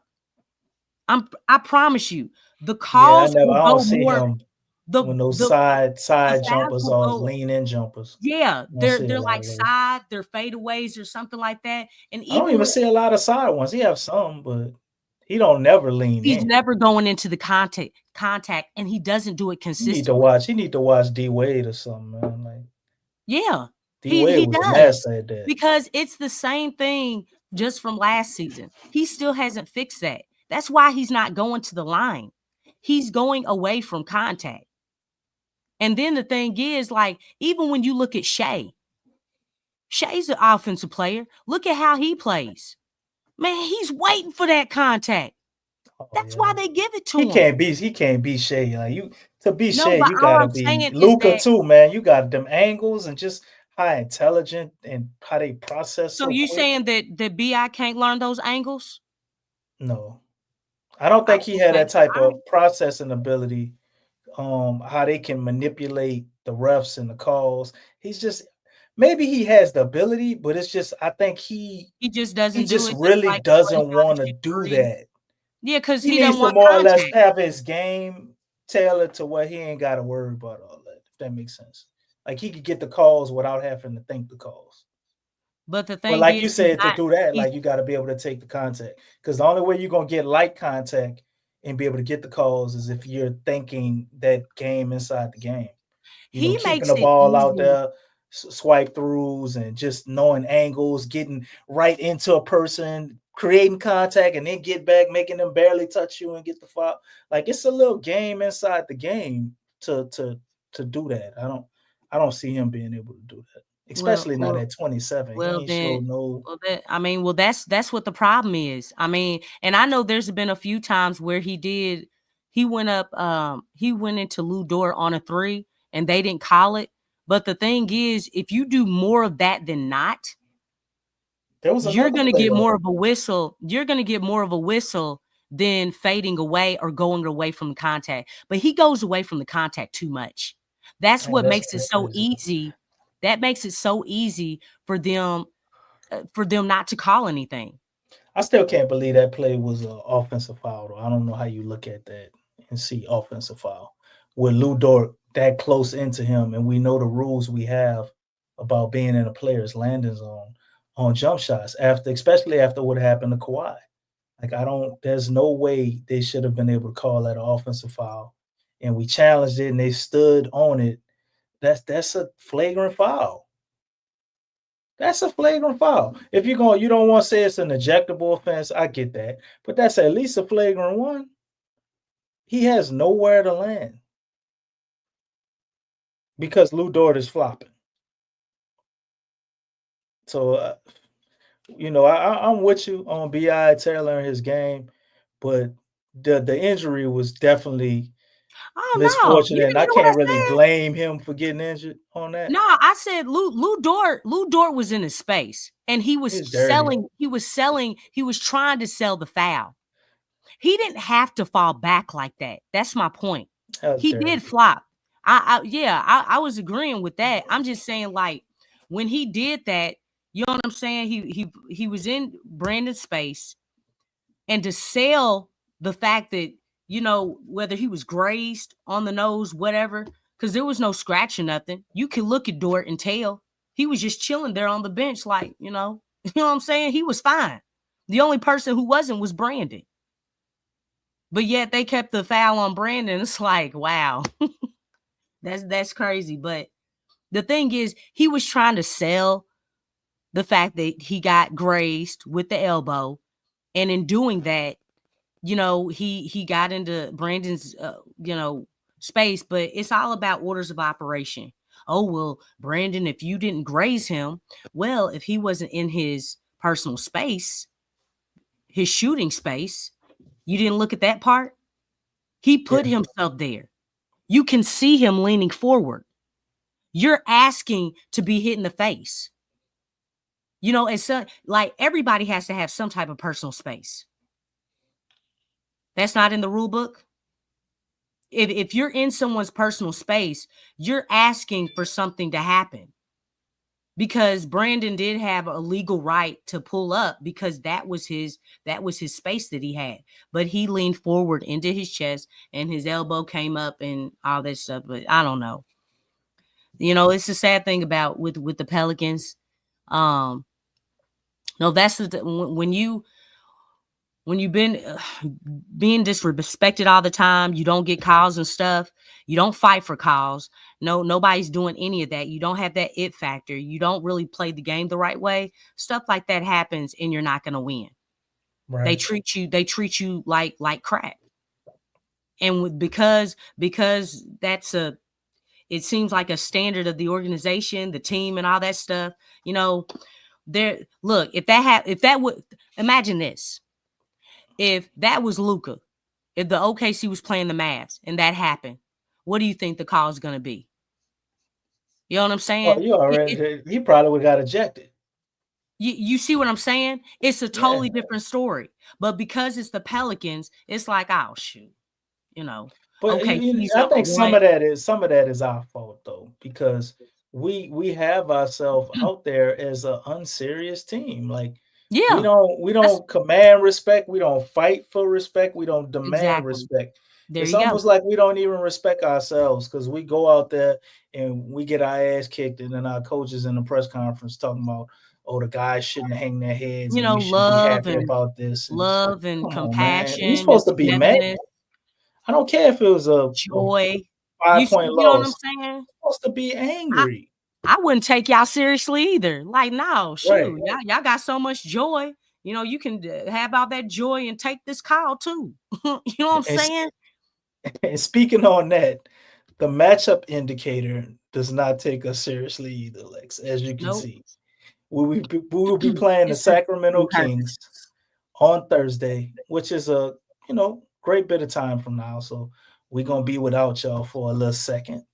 And we're going in there with another team that, in a weird way, kind of parallel us. Although they have more wins than we do. They're 11-13. They have a disgruntled superstar in De'Aaron Fox. They kind of were at a crossroads with their team, not really where they should be, looking to reorganize it. De'Aaron Fox wanted to leave last year unless they did something.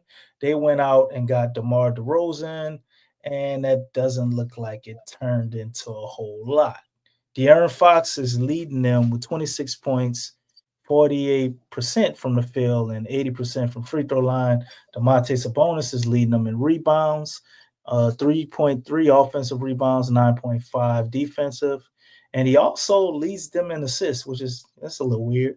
You got your superstar point guard, but your big man leading in assists too with 6.2. And 3.4 turnovers per game. So he will cough it up. Brandon Ingram, as of now, is still our leading points per game guy. Yves Missi is our leading rebounder with 8. And B.I. is also our leading assist getter with 5.2. But I'm sure that will have to change in some time because, as you heard from reports, B.I. will be out indefinitely. High grade, low grade ankle sprain. I think timeline is still similar. Is 6 to 8 weeks. So we're looking at him possibly at minimum missing 6 to 8 weeks, but this is the Pelicans we're talking about, family. So it's probably going to be more like 10 to 12 to 15. I wouldn't be surprised to see him not come back up at all this whole season, but there's a possibility that he could return. But looking further into the stats, wrong stuff. Looking further into the stats for the Sacramento Kings, let's look up some of their players that are out. We got Isaac Jones and Trey Lyles, pretty good player for them. Trey Lyles actually kills us a lot of times. He's out, but his estimated return day is December 19th. And Isaac Jones, his return date is December 12th. So very possibly we could see both of these guys coming back. That's usually what happens. The Pels play, and everybody gets healthy when they come and face us. But you already know our usual guys out. Javonte Green is still out. Carlo Mekovic, Daniel Tice is out. Brandon Ingram, and Jose Alvarado. So we can go to Sacramento's depth chart. Let's see what they got up there. So we got De'Aaron Fox, Malik Monk, DeMar DeRozan, Keegan Murray, and Domantas Sabonis, Keon Ellis, Kevin Huerter, Isaac Jones probably will be back coming off the bench for these guys. They also have Jay Crowder, who plays some minutes, and Doug McDermott. Pretty solid list of guys. I think they're missing they don't have no real big man presence. I'm pretty sure that'd be a problem for them. Maybe Yeeves could have a big game against them. But I don't know if that's going to end in a win for us. What do you think about the Sacramento Kings game? We have Mike Brown and Willie Green as the coaches. And to me, Willie Green is like a low-budget version of Mike Brown. It's like looking at the Spider-Man emoji, in my opinion. Mike Brown is better, but it's the same type of coaches, in my opinion. Who do you think gets the win against Sacramento? The Pels or the Kings? You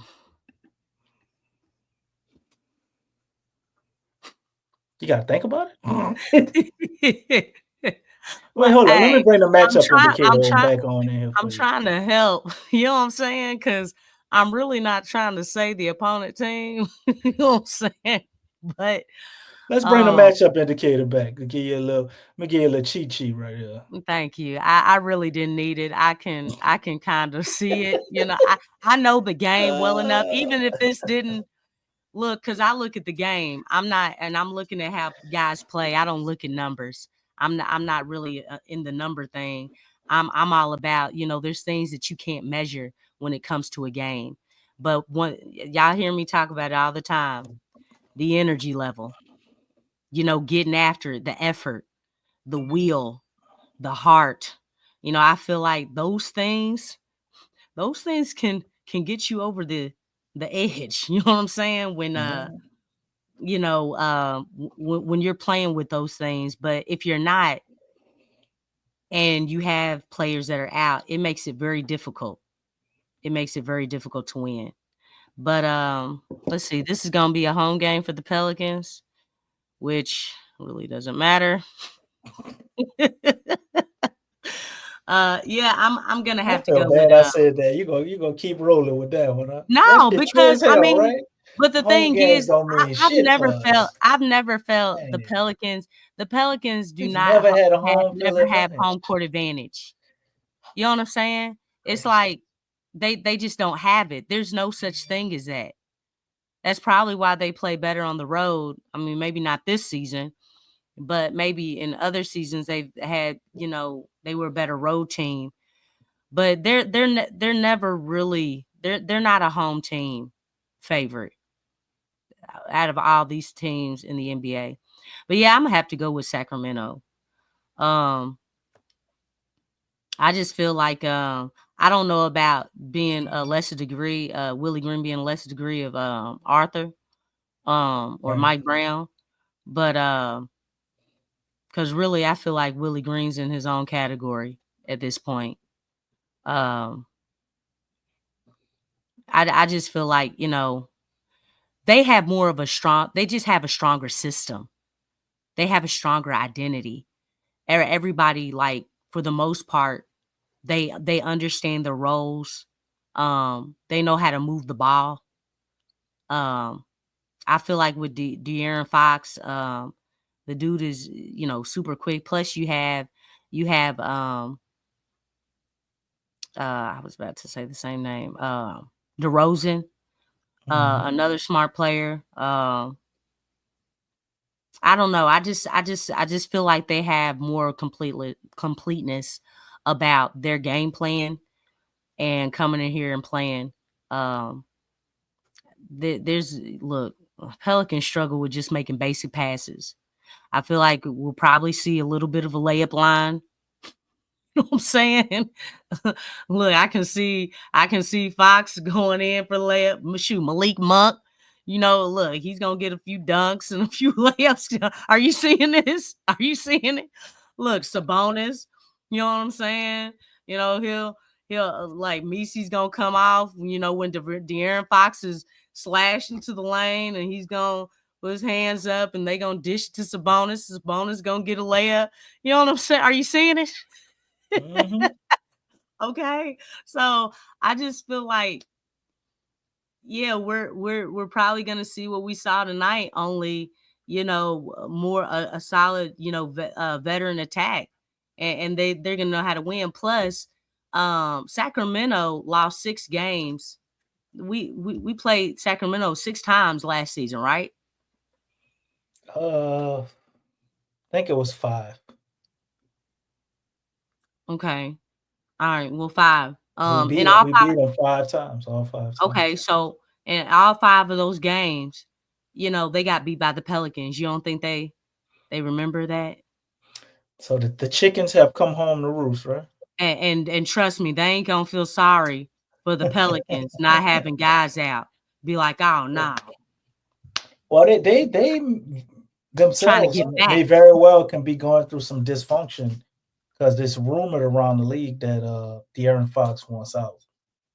So they're Oh yeah, facing I their think their that would, own because internal struggles as well. he didn't sign. No, he They signed presented a him an extension. contract. It was 5 years, I think 169 million with the ability to go into a supermax, depending on the stipulations of his contract. Give me a Yeah, second, and I'll try and pull it up. yeah, but yeah, he said he wanted to wait to see what the team was gonna do, and then they got DeRozan. But I mean, obviously, he still wants. He's been playing bad. Hey, well, you know what? They about to play the Pelicans, so what does that mean? I mean, that should help him turn things around a little bit. Exactly. You know what I'm saying? It seemed like, look, everybody want to turn things around, be like coming off of a loss. Dang, man, who we got next? Oh, shoot, yeah, okay, we can turn this around. Come on, y'all. You know what I'm saying? It's like everybody wants to get together against the Pelicans because the Pelicans, they really dysfunctional. Oh, yeah, you're correct, Lex. He didn't. It's actually his old deal. He did Uh-huh. an extension Yeah. that added I think a couple of years to the deal at 34 and 37 million a year.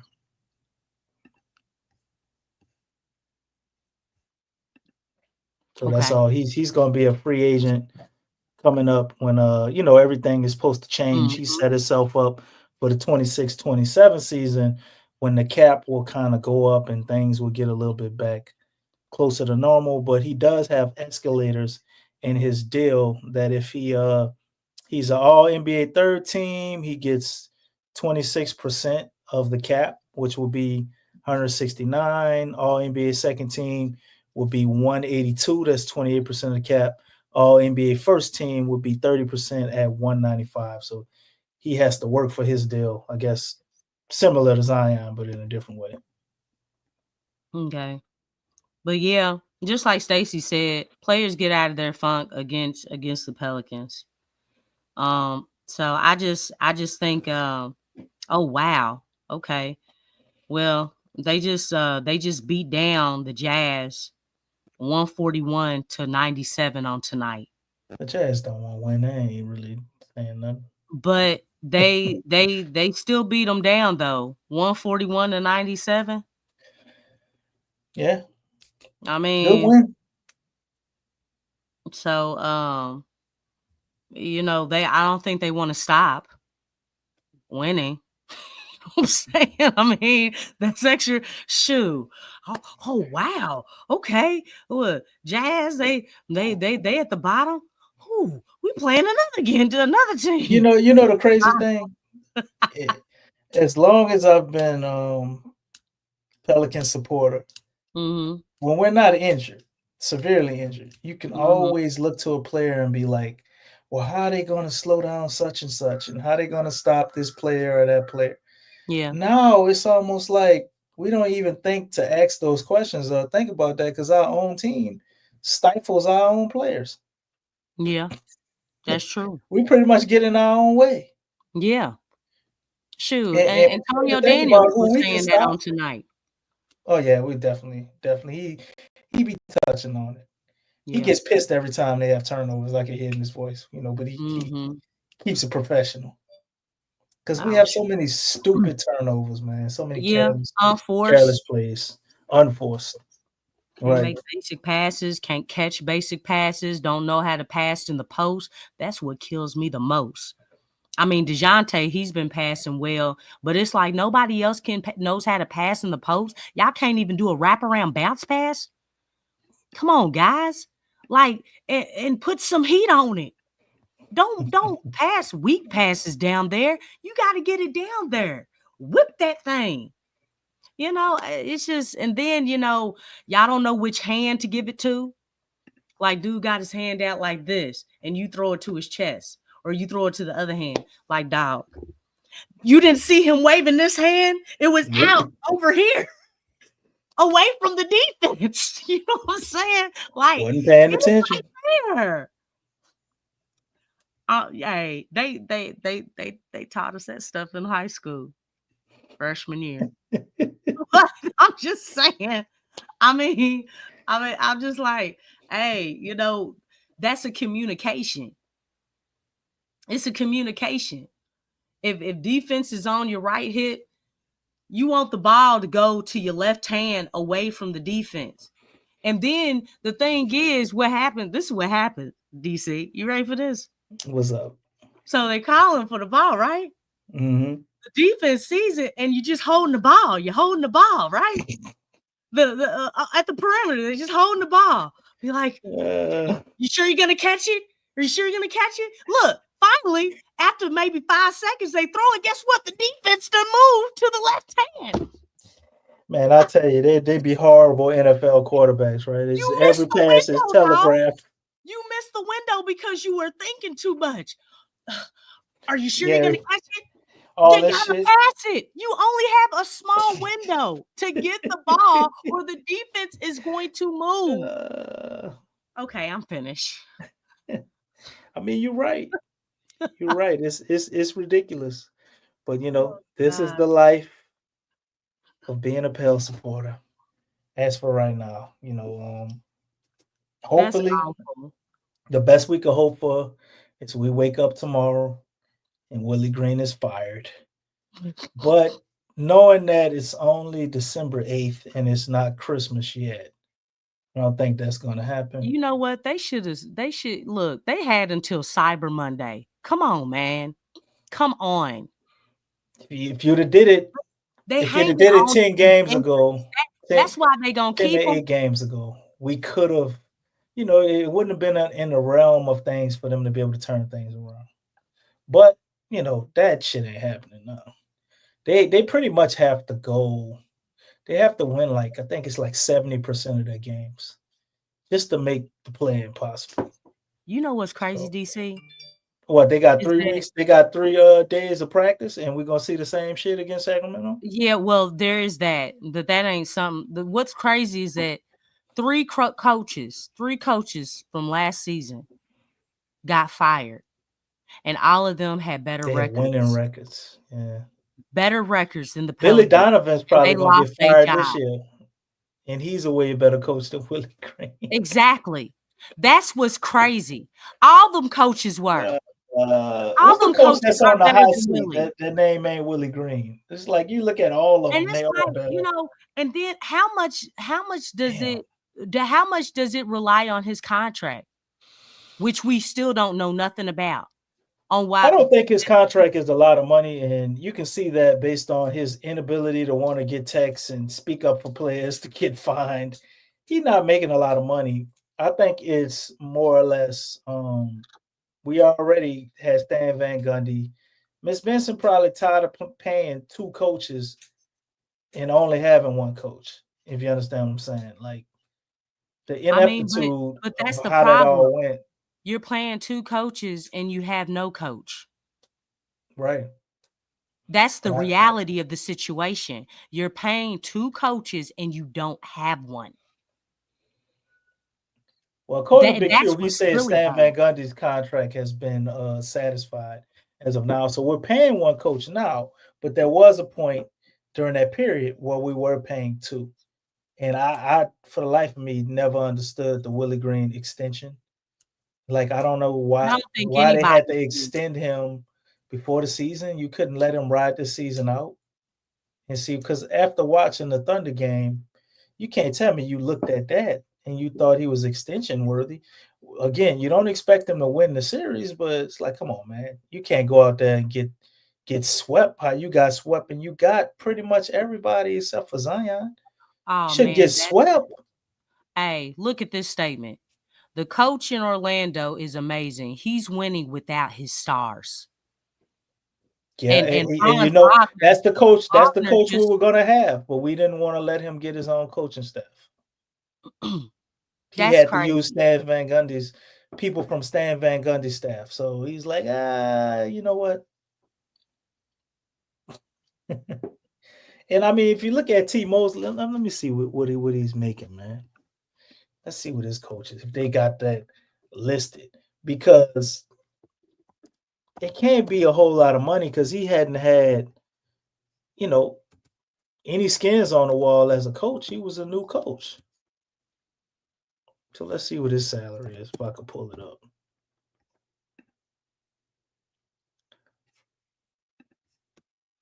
There is no winning culture within this organization. And it's really disturbing. Really disturbing.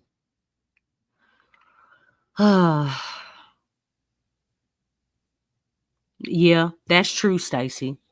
That's true. He should have been. Just like everybody else who was fired. You know what I'm saying? And they had better records.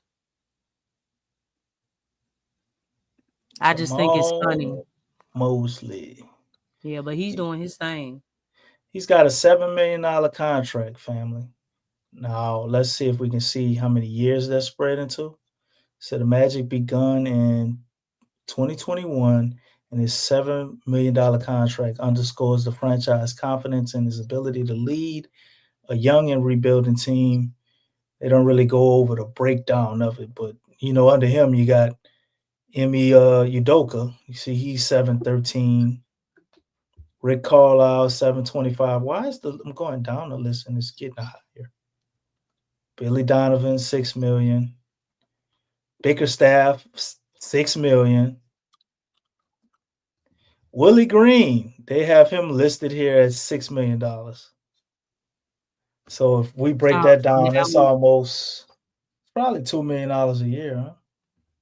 Or 1.5 for 4 years. I mean, they can afford to let him go then. So this was the difference. 7 million versus 6 million. That's awful, man. And this guy was cheap. still on our team, Lex, and he got just 5. cheap. We could have just went with him. Cheap. Cheap. But look, Taylor Jenkins, he's actually making less money. He's on the hot seat as well. I hear a lot of people saying Taylor Jenkins. You know what? I would take him. Chauncey Billups, probably still better coach than Willie. God damn, there's no way the Thunder can. Wow. They 4 million? they probably getting paying. You got to think they probably getting like I don't bonuses. know. Maybe these listings I got, maybe they're inaccurate. I don't know. What year that's a was little crazy. it? What year does it say that they? Let's see. Usually it should be at the top. Yeah, I guess this is from when they hired him in 2020. So maybe he did reshape his contract from 2020 because he's been over there for a while. They went from Billy Donovan to him. And at the time, I thought that was a bad move because I thought Billy Donovan was a pretty good coach, especially for them. But they went on with Mark, and they haven't let up. So I guess this information is based on 2020. These contracts could be, skewed or maybe slightly inaccurate. This website, I'm not familiar with them. Just was looking up Mosley, and this is what came up for him. So, but nonetheless, he's over there, like fam say, winning without any of his star players. And I think Stacy, you asked me who would want CJ for $33 million.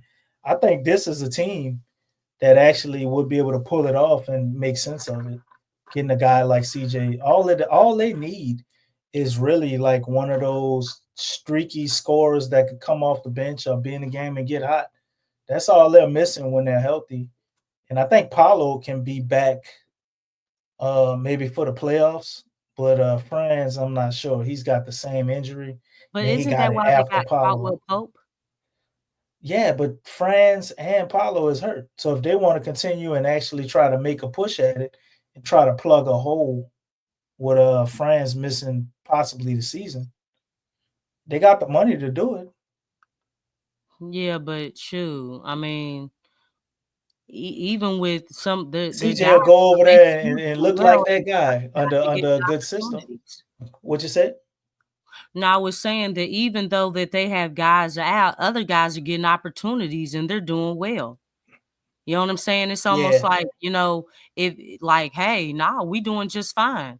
There's chemistry there. The guys are still they Why still is everybody who's in the same position as us doing better except for us? Because they have a real coach. Coaching matters. Oh, man. Ain't that right, Stacey?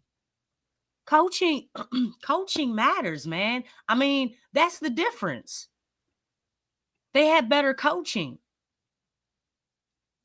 I mean, they everybody's in the right spots. They know they understand their personnel.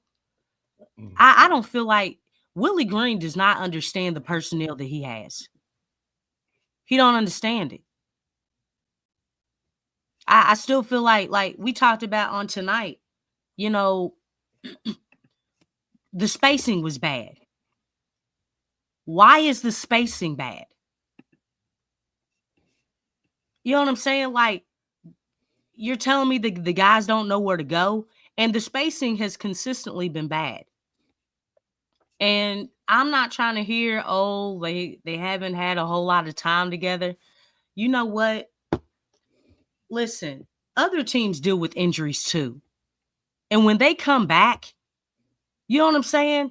They're not, it's not really like bad like that. It's like they're that bad out of sync with the team and knowing where to go. The thing is, Oh, it Paulo shouldn't. be back next week. Wow. Say again. None. Stacy said Paulo should be back next week. I thought he was supposed to be out a lot longer than that. Yeah, I thought he was too, because it was an oblique. Yeah, I thought Torn that was oblique. like Yeah, months. I haven't heard anything like that. And then Franz Wagner got the same thing.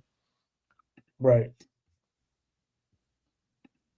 But yeah, I don't know. Like it just seems like when guys come back from other teams from injuries, it's like, yeah, there is some rust, but you barely see it. You barely see it. It's like, they still know how to play basketball. They still know how to move in the open spaces, and they still understand the philosophy of the team. They understand the system. Here, like, it's one or maybe two things of everything that I just said. It's one or two things, maybe three things that the guys don't know, including they just work their way back. You know what I'm saying? It's just, I don't know, man. It's weird. Just the way this team functions when guys come back from injuries. You think that they would just slide in and things can work themselves out because y'all professionals. Everybody out here knows how to play basketball, right? Mm-hmm. At least they should. It's like for the most part, a lot of these guys have been together for a long time. How do you not know each other? How are you not familiar with your personnel? I mean, shoot, like tonight, I felt like, look, every time I saw CJ with the basketball, I'm like, why does CJ have the ball? Why is he playing point? Why is he doing this? We know that he needs to be the two. CJ about DeJounte's to out there. dance on them. You see what I'm saying? Like, why does he have the ball? If he has You're absolutely nothing, give he the might ball, pass it. give the ball back to DeJounte. Give it back to him. He's the point guard. Like, that dude is still stuck on, oh, I got the ball. Okay, I can set up the play. Oh, let me do a little shake and bake. Oh my goodness. Oh, I'm hot. Oh my gosh. Oh, that crossover. Oh, my twins. Oh, they looking good. Dog, you lost the ball. It's a turnover. That dude should not be handling the ball. How come we haven't learned from that yet? Right. All right, you can go on and take it. I'm bothered. Well, I'm about to cover this last topic and then we're going to go ahead and get out of here. Ex-NBA guard Patrick Beverley makes honest Zion Williamson statement, and they go over some stuff in this article here, talking about his injury history. I mean, a bunch of stuff we've already heard. But let's go down here and get to Patrick Beverley's statement and see what he had to say. He's like, Ron, you think that Zion Williamson is a bust? And my answer was this. I don't think that he's a bust until he gets to another team and isn't able to be successful in that other situation. Because I think a lot of the times it's about the situation that you're in. And I think that this is a guy who's made all-star teams, will score 20 points a game. You can build your franchise around him if he's healthy, but health plays into it a lot. When you watch basketball, you're watching professionals play. With professional means eating right, taking care of your body, being on time. When you don't do those things, you can't be the talent that you need to be. And it's so funny nowadays. They give these guys, and I mean these guys, like this new generation of athletes, they give them so much fucking time. They didn't give Melo that enough time. They didn't get D-Wade that amount of time. They didn't get LeBron James that amount of time. Like, it was now, do now, be now, change now. But now this new generation of athletes, like, take 5 years to get to where they need to get to. From that standpoint, I wouldn't say bust. but I would say not living up to your potential. It's frustrating to watch because you know that he could be great, but he hasn't done it yet. And I think that's where some of the disappointment comes from. I agree. Could he have and should he be better? Yes. Injuries are injuries. But also, you can't put all that load on your body, especially if your body ain't responding to it well. So you got to make changes. And that's not a food change or a diet change. It's a lifestyle change. I'm not here to bash Zion, but, bro, it's been 5 years. Lock the fuck in, dog. Because there's people out there who wish they'd be in your position. And it's also players out there that's looking at motherfuckers like, damn, how the fuck they get him $40 million, man? He ain't even in. I'm a second round guy, and I'm doing everything the right way. And just because his name, he get rich, and he get this, and he get that. Also, guys who wish they were built like that. Guys who were like, I would kill to have that physical profile and that natural explosiveness. You got to respect the game, bro. So that's Patrick Beverly on his podcast talking about the modern day experience with Zion Williamson, and he's using him, but he's also, I think, highlighting just that issue period because you have similar things with some guys around the league, but Zion is definitely the most unique and the most amount of time missed. If you looked at Joel Embiid, I think he could fit this narrative at certain aspects as well. But Joel Embiid had been an MVP, multiple All-Star. At this point, they ain't got their money's worth for whatever they paid him. Playoffs. Right. But man, I can't disagree with anything he's saying. I think it was a very stern, but politically correct and nice way of saying it, even though it was a little aggressive. It's a nice way of talking to Zion, man, of you can't take this for granted. You gotta respect the game. You gotta ball out because you never know. You never know. Like he doing half of what he could do, at least that's how people see it. But we know he ain't giving his all and doing everything he can do. This is once in a lifetime opportunity. You gotta make the most of it. He's Zion is 24. Came here at 19. This has to change. But then when you look at the team and you see the mess we have going on the court, it's like, God damn. That doesn't help his situation. Right. Like that's even more. So it makes it that much easier that's to why not be a professional, to not care, to not do the right stuff. But your name is a brand. Your name is a business. You know what I'm saying? If you're Zion Williamson. So regardless what the Pelicans are doing, Zion is his own entity inside itself. So he definitely has to wrap his head around that, man. And that's why I maybe I'm being hopeful for everybody. Like Zion gonna miss the whole year. I don't know. I think he gonna come back late nonetheless. But I think he will come back this time, even if it don't mean anything. Just to set the record straight, just to show that he's capable, just to turn that tide. At some point, Zion definitely gonna wake up. The only problem is it gonna be with us? I hear people talking all this stuff about he gonna be out the league. He ain't healthy enough to do this or do that. He ain't gonna be able to play. His athleticism gonna be gone, and he gonna be done in 10 years. Zion is a basketball player. I think even without his athleticism, he still would figure out something to be a productive player. Maybe he won't be at the level he is now, but become a generational talent. Everybody, he's just an athlete. His game is predicated on his athleticism, I will say. But he's more than just an athlete. The dude got amazing touch. He's strong as hell. And whether he can jump high, those two things ain't going nowhere. And he has a lot of finesse to his game. But Zion needs to grow, as a young man and be able to fully handle everything that he needs to do to prepare himself to play basketball on a day-to-day basis. And I think that's the problem for him.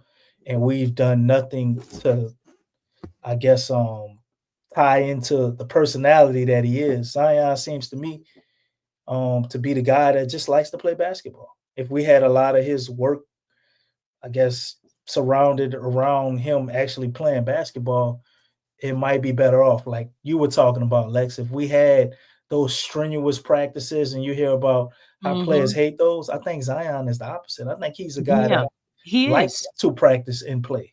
Stan Van Gundy said that. Coach K said that. But the thing is, a So lot of why don't we adopt that narrative as a team if we can? Because I know the league because kind of limits a lot of shit too, to where they only can allow them to have so many that practices and goes all this. to how the generation, how they've changed. And really, I feel like what Patrick was talking about when he said in this generation, because he was talking about the organizations, right?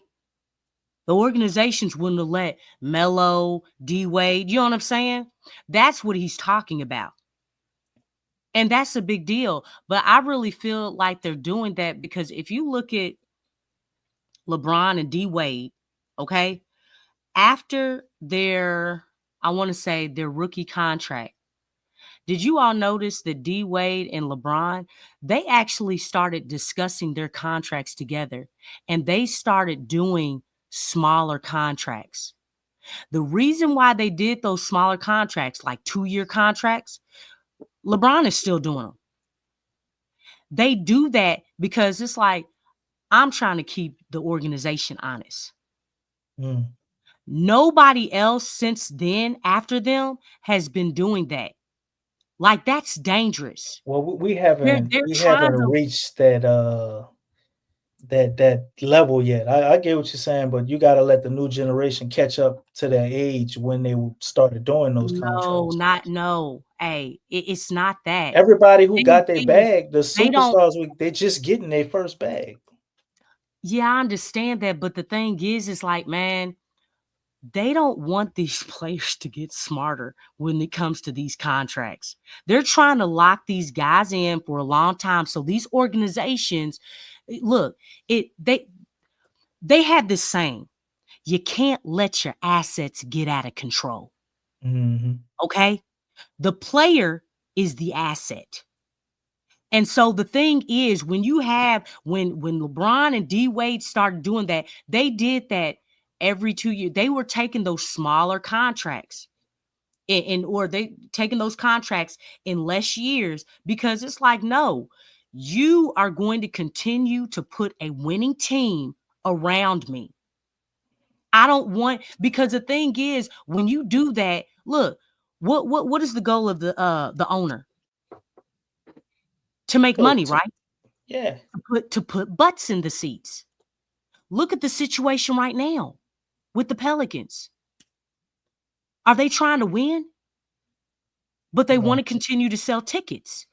They trying to win secondary. Exactly. Selling merchandise and tickets is out front. And if they can win, then great. If they don't, but they still can do that, they still happy. Yeah. They're trying. Look, it's all about making the money. Man, this team is a piggy bank for Gail. Is the money still coming in? Oh, okay. Well, great. You know what I'm saying? Man, that's all she doesn't care if this organization's winning. We the only ones who talking about that. Yeah, they sweeping the losing owners talk under or the rug. governors, They don't want to hear the only thing that they're concerned about is making sure that money is coming in. That's the first thing. Now, you do have guys like, I think guys like Steve Ballmer. I feel like, man, you can see him on courtside seats, and he gets excited. He's there with the team. Mark Cuban, he same way. He's like, I want my team to do well. They're down there with the team.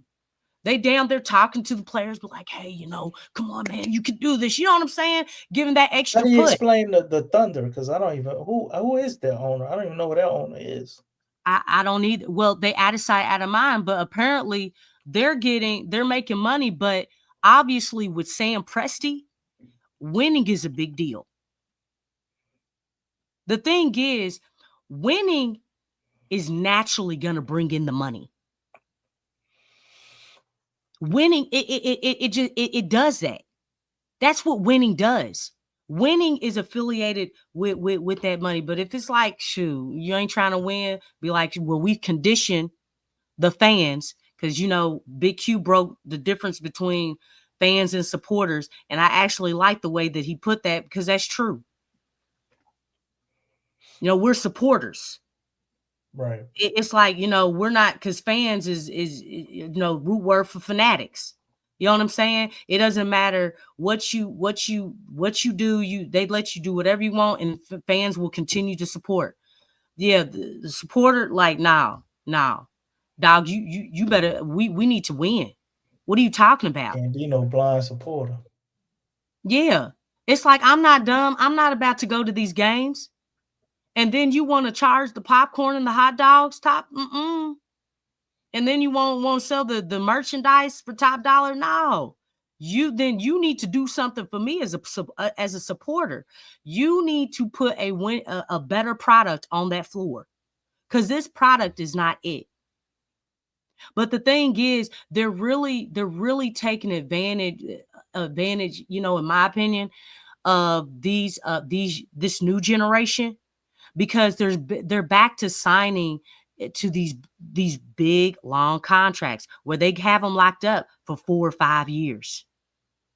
That means you basically given that organization, all right, we got them. Shoot, you know what I'm saying? We got them. We don't necessarily have to push for, winning, unless you have someone in the front office like the owner. We don't know who the owner is for OKC, but you know what? He has a guy in Sam Presti. You know what? You may not care about winning, but I do, man. And I'm going to put out a winning product on the floor and continue to do business, but we're going to win. And that's how you do that. If you're not an owner who cares about winning, okay, that's fine. Because you want that money. You're all about the bread. But at least hire someone who does care about winning. That's so You expensive. see how that works?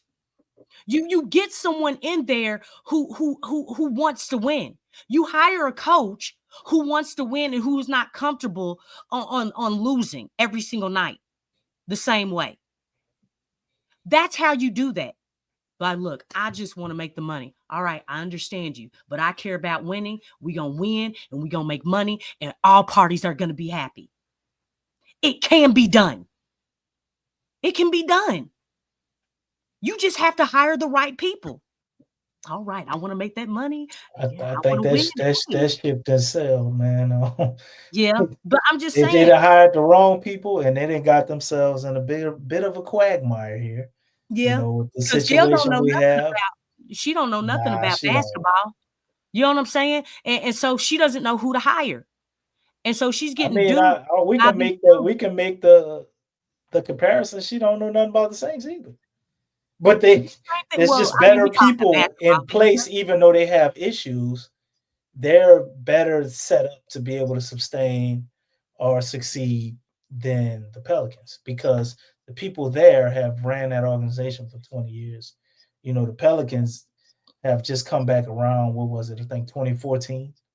We came back around. No, I'm tripping. Not 2014. When did we rebrand? Because it was before we got AD. We came here with the Hornets, and then we had Katrina. They tried to steal our team. All that stuff happened.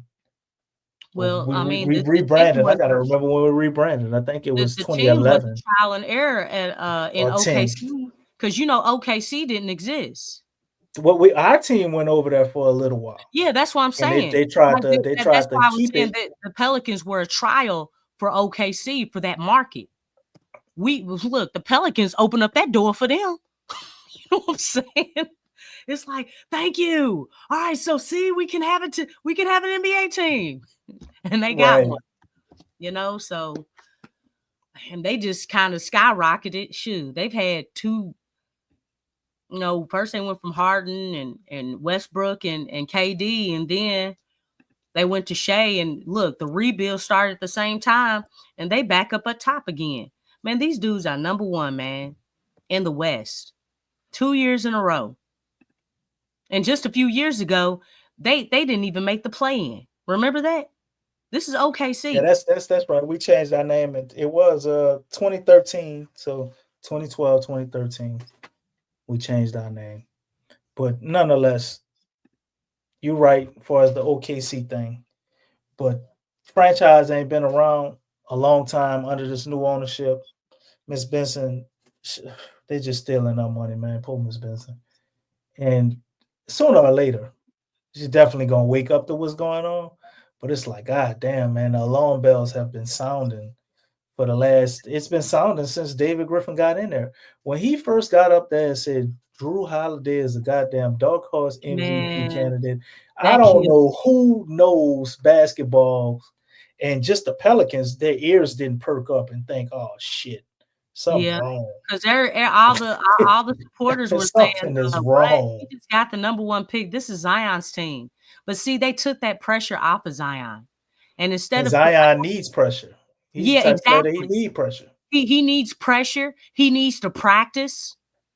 Like, that's how you. How do you not know that, though? Dumb. Stan Van Gundy went and did the research for them. It's like. And he got fired for that. Yeah. because of Brandon.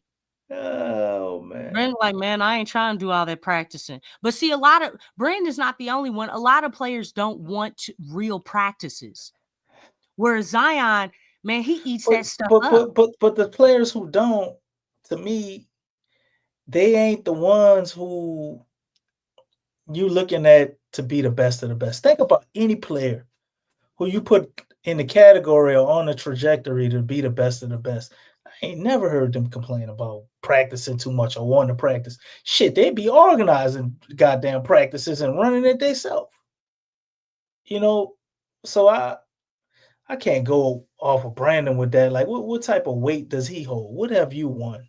Hey, apparently, you haven't won anything. Like, how? I mean, it's been consistent that Stan Van Gundy ain't here because of him, and a lot of people thought it was Zion, and it wasn't. And Stan Van Gundy did an interview, and he said, "Look, Zion did not give Zion. He's a great kid.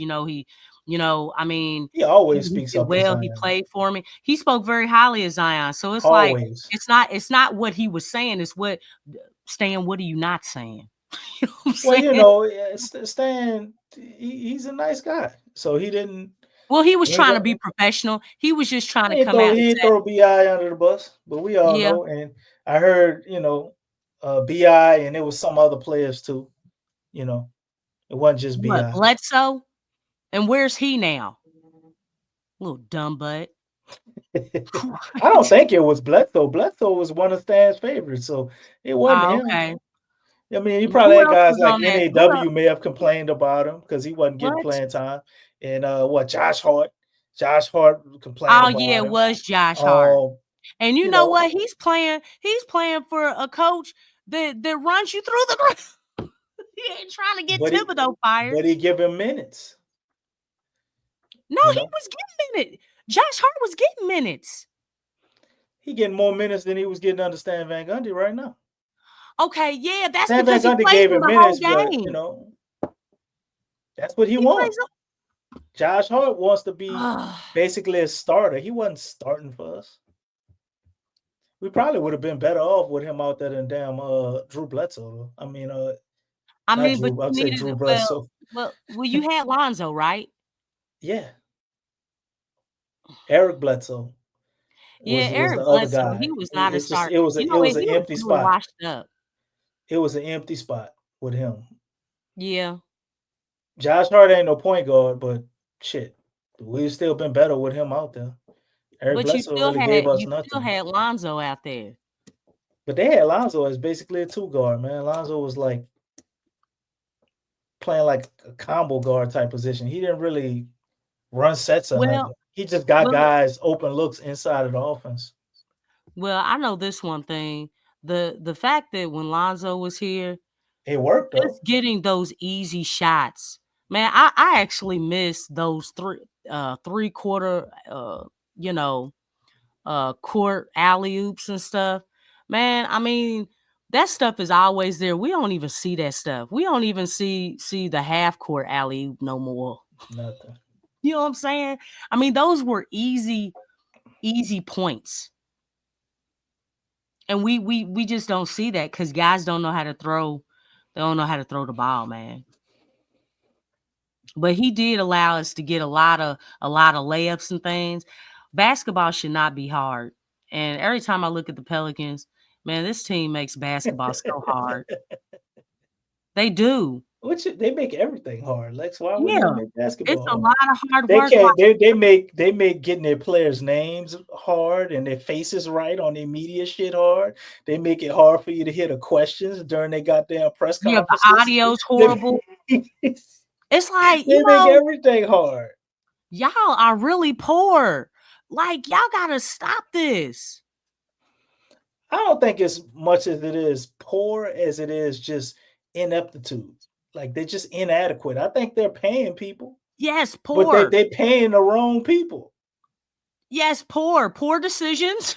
You know what I'm saying? Yeah, okay, yeah, poor mentality. Passing over opportunities repeatedly. Yes. You know what I'm saying? They do that. They Look, do that. Poor game planning.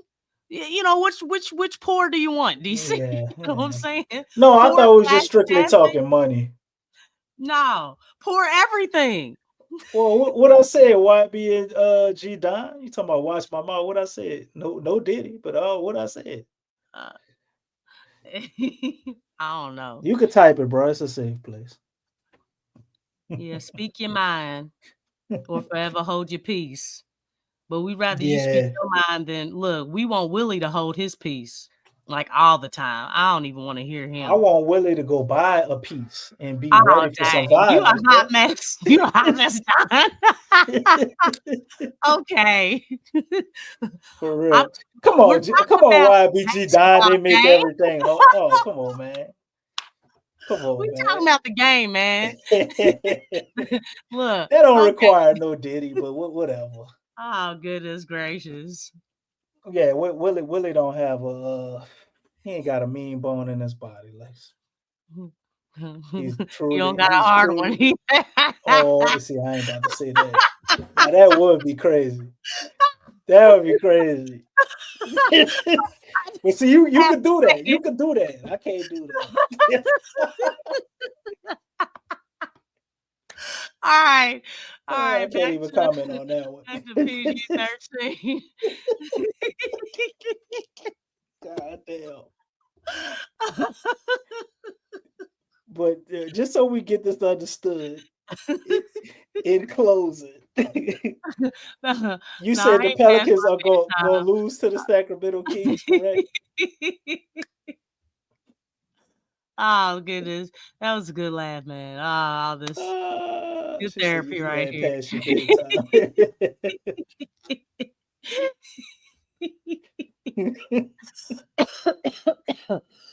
Oh, man.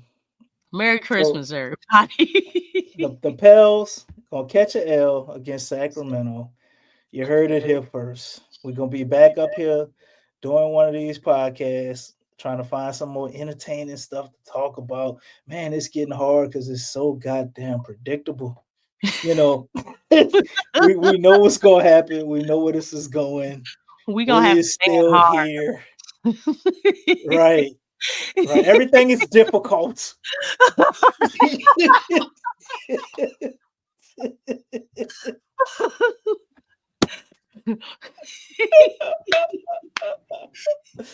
Oh, man. Oh, goodness gracious. My head hurts.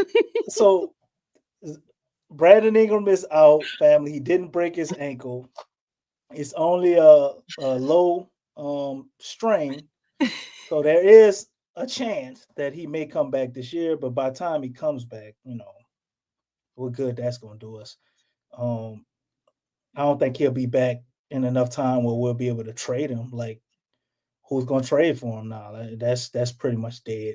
So any and everything that could have went the way that the Pels wouldn't want it to go has basically happened.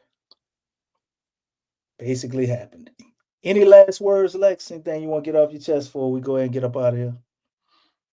Nah, I think shoes, just like Don said, it's a I don't December know to how. remember. Yeah, that's cute. Cute and tag that line. December Yeah, to remember. Yeah, yeah. And the you're right Hawthorne, about that, man. I don't know when the Pelicans are gonna win another game. I The honestly don't. Pelicans are gonna win another game when pigs fly. How about that? No, elephants. Well, I've damn. been done seen about everything when I see an elephant fly. All right. From the diaphragm. I see an elephant fly. Oh man, I forgot to get his autograph. I'm sorry. I didn't just watch it, I just remember. The Pelicans will win when Willie Green flies. He got big ears like an elephant. Yeah. Yeah, I think everybody does, Stacey. All right. Oh So, wow. Yeah, that's true. That's true. He wants Willie Green fired more than a win. yeah, I I think feel that's. that. I don't know hit how he made Pelicans basketball somehow boring. I didn't think that was possible. Man, I fell asleep, y'all. I fell asleep. You know what I'm saying? We was buying stuff. We was over at the house buying stuff on Amazon, Lex, while the game was going on. Oh yeah, shoot. Yeah. I had one eye on the game, another eye on my card. Pitiful. But anyway, with that, please like, share, and subscribe to show y'all. We will be back here Thursday covering the Sacramento Kings, going over all things Pelicans. We pretty much gotta hang in there if we were Team Willie, but we ain't. So we, just let this shit go ahead and fall through the floor because there ain't no fixing it. The current way it is. So with that, I'm gonna say peace out. I would say go Pels.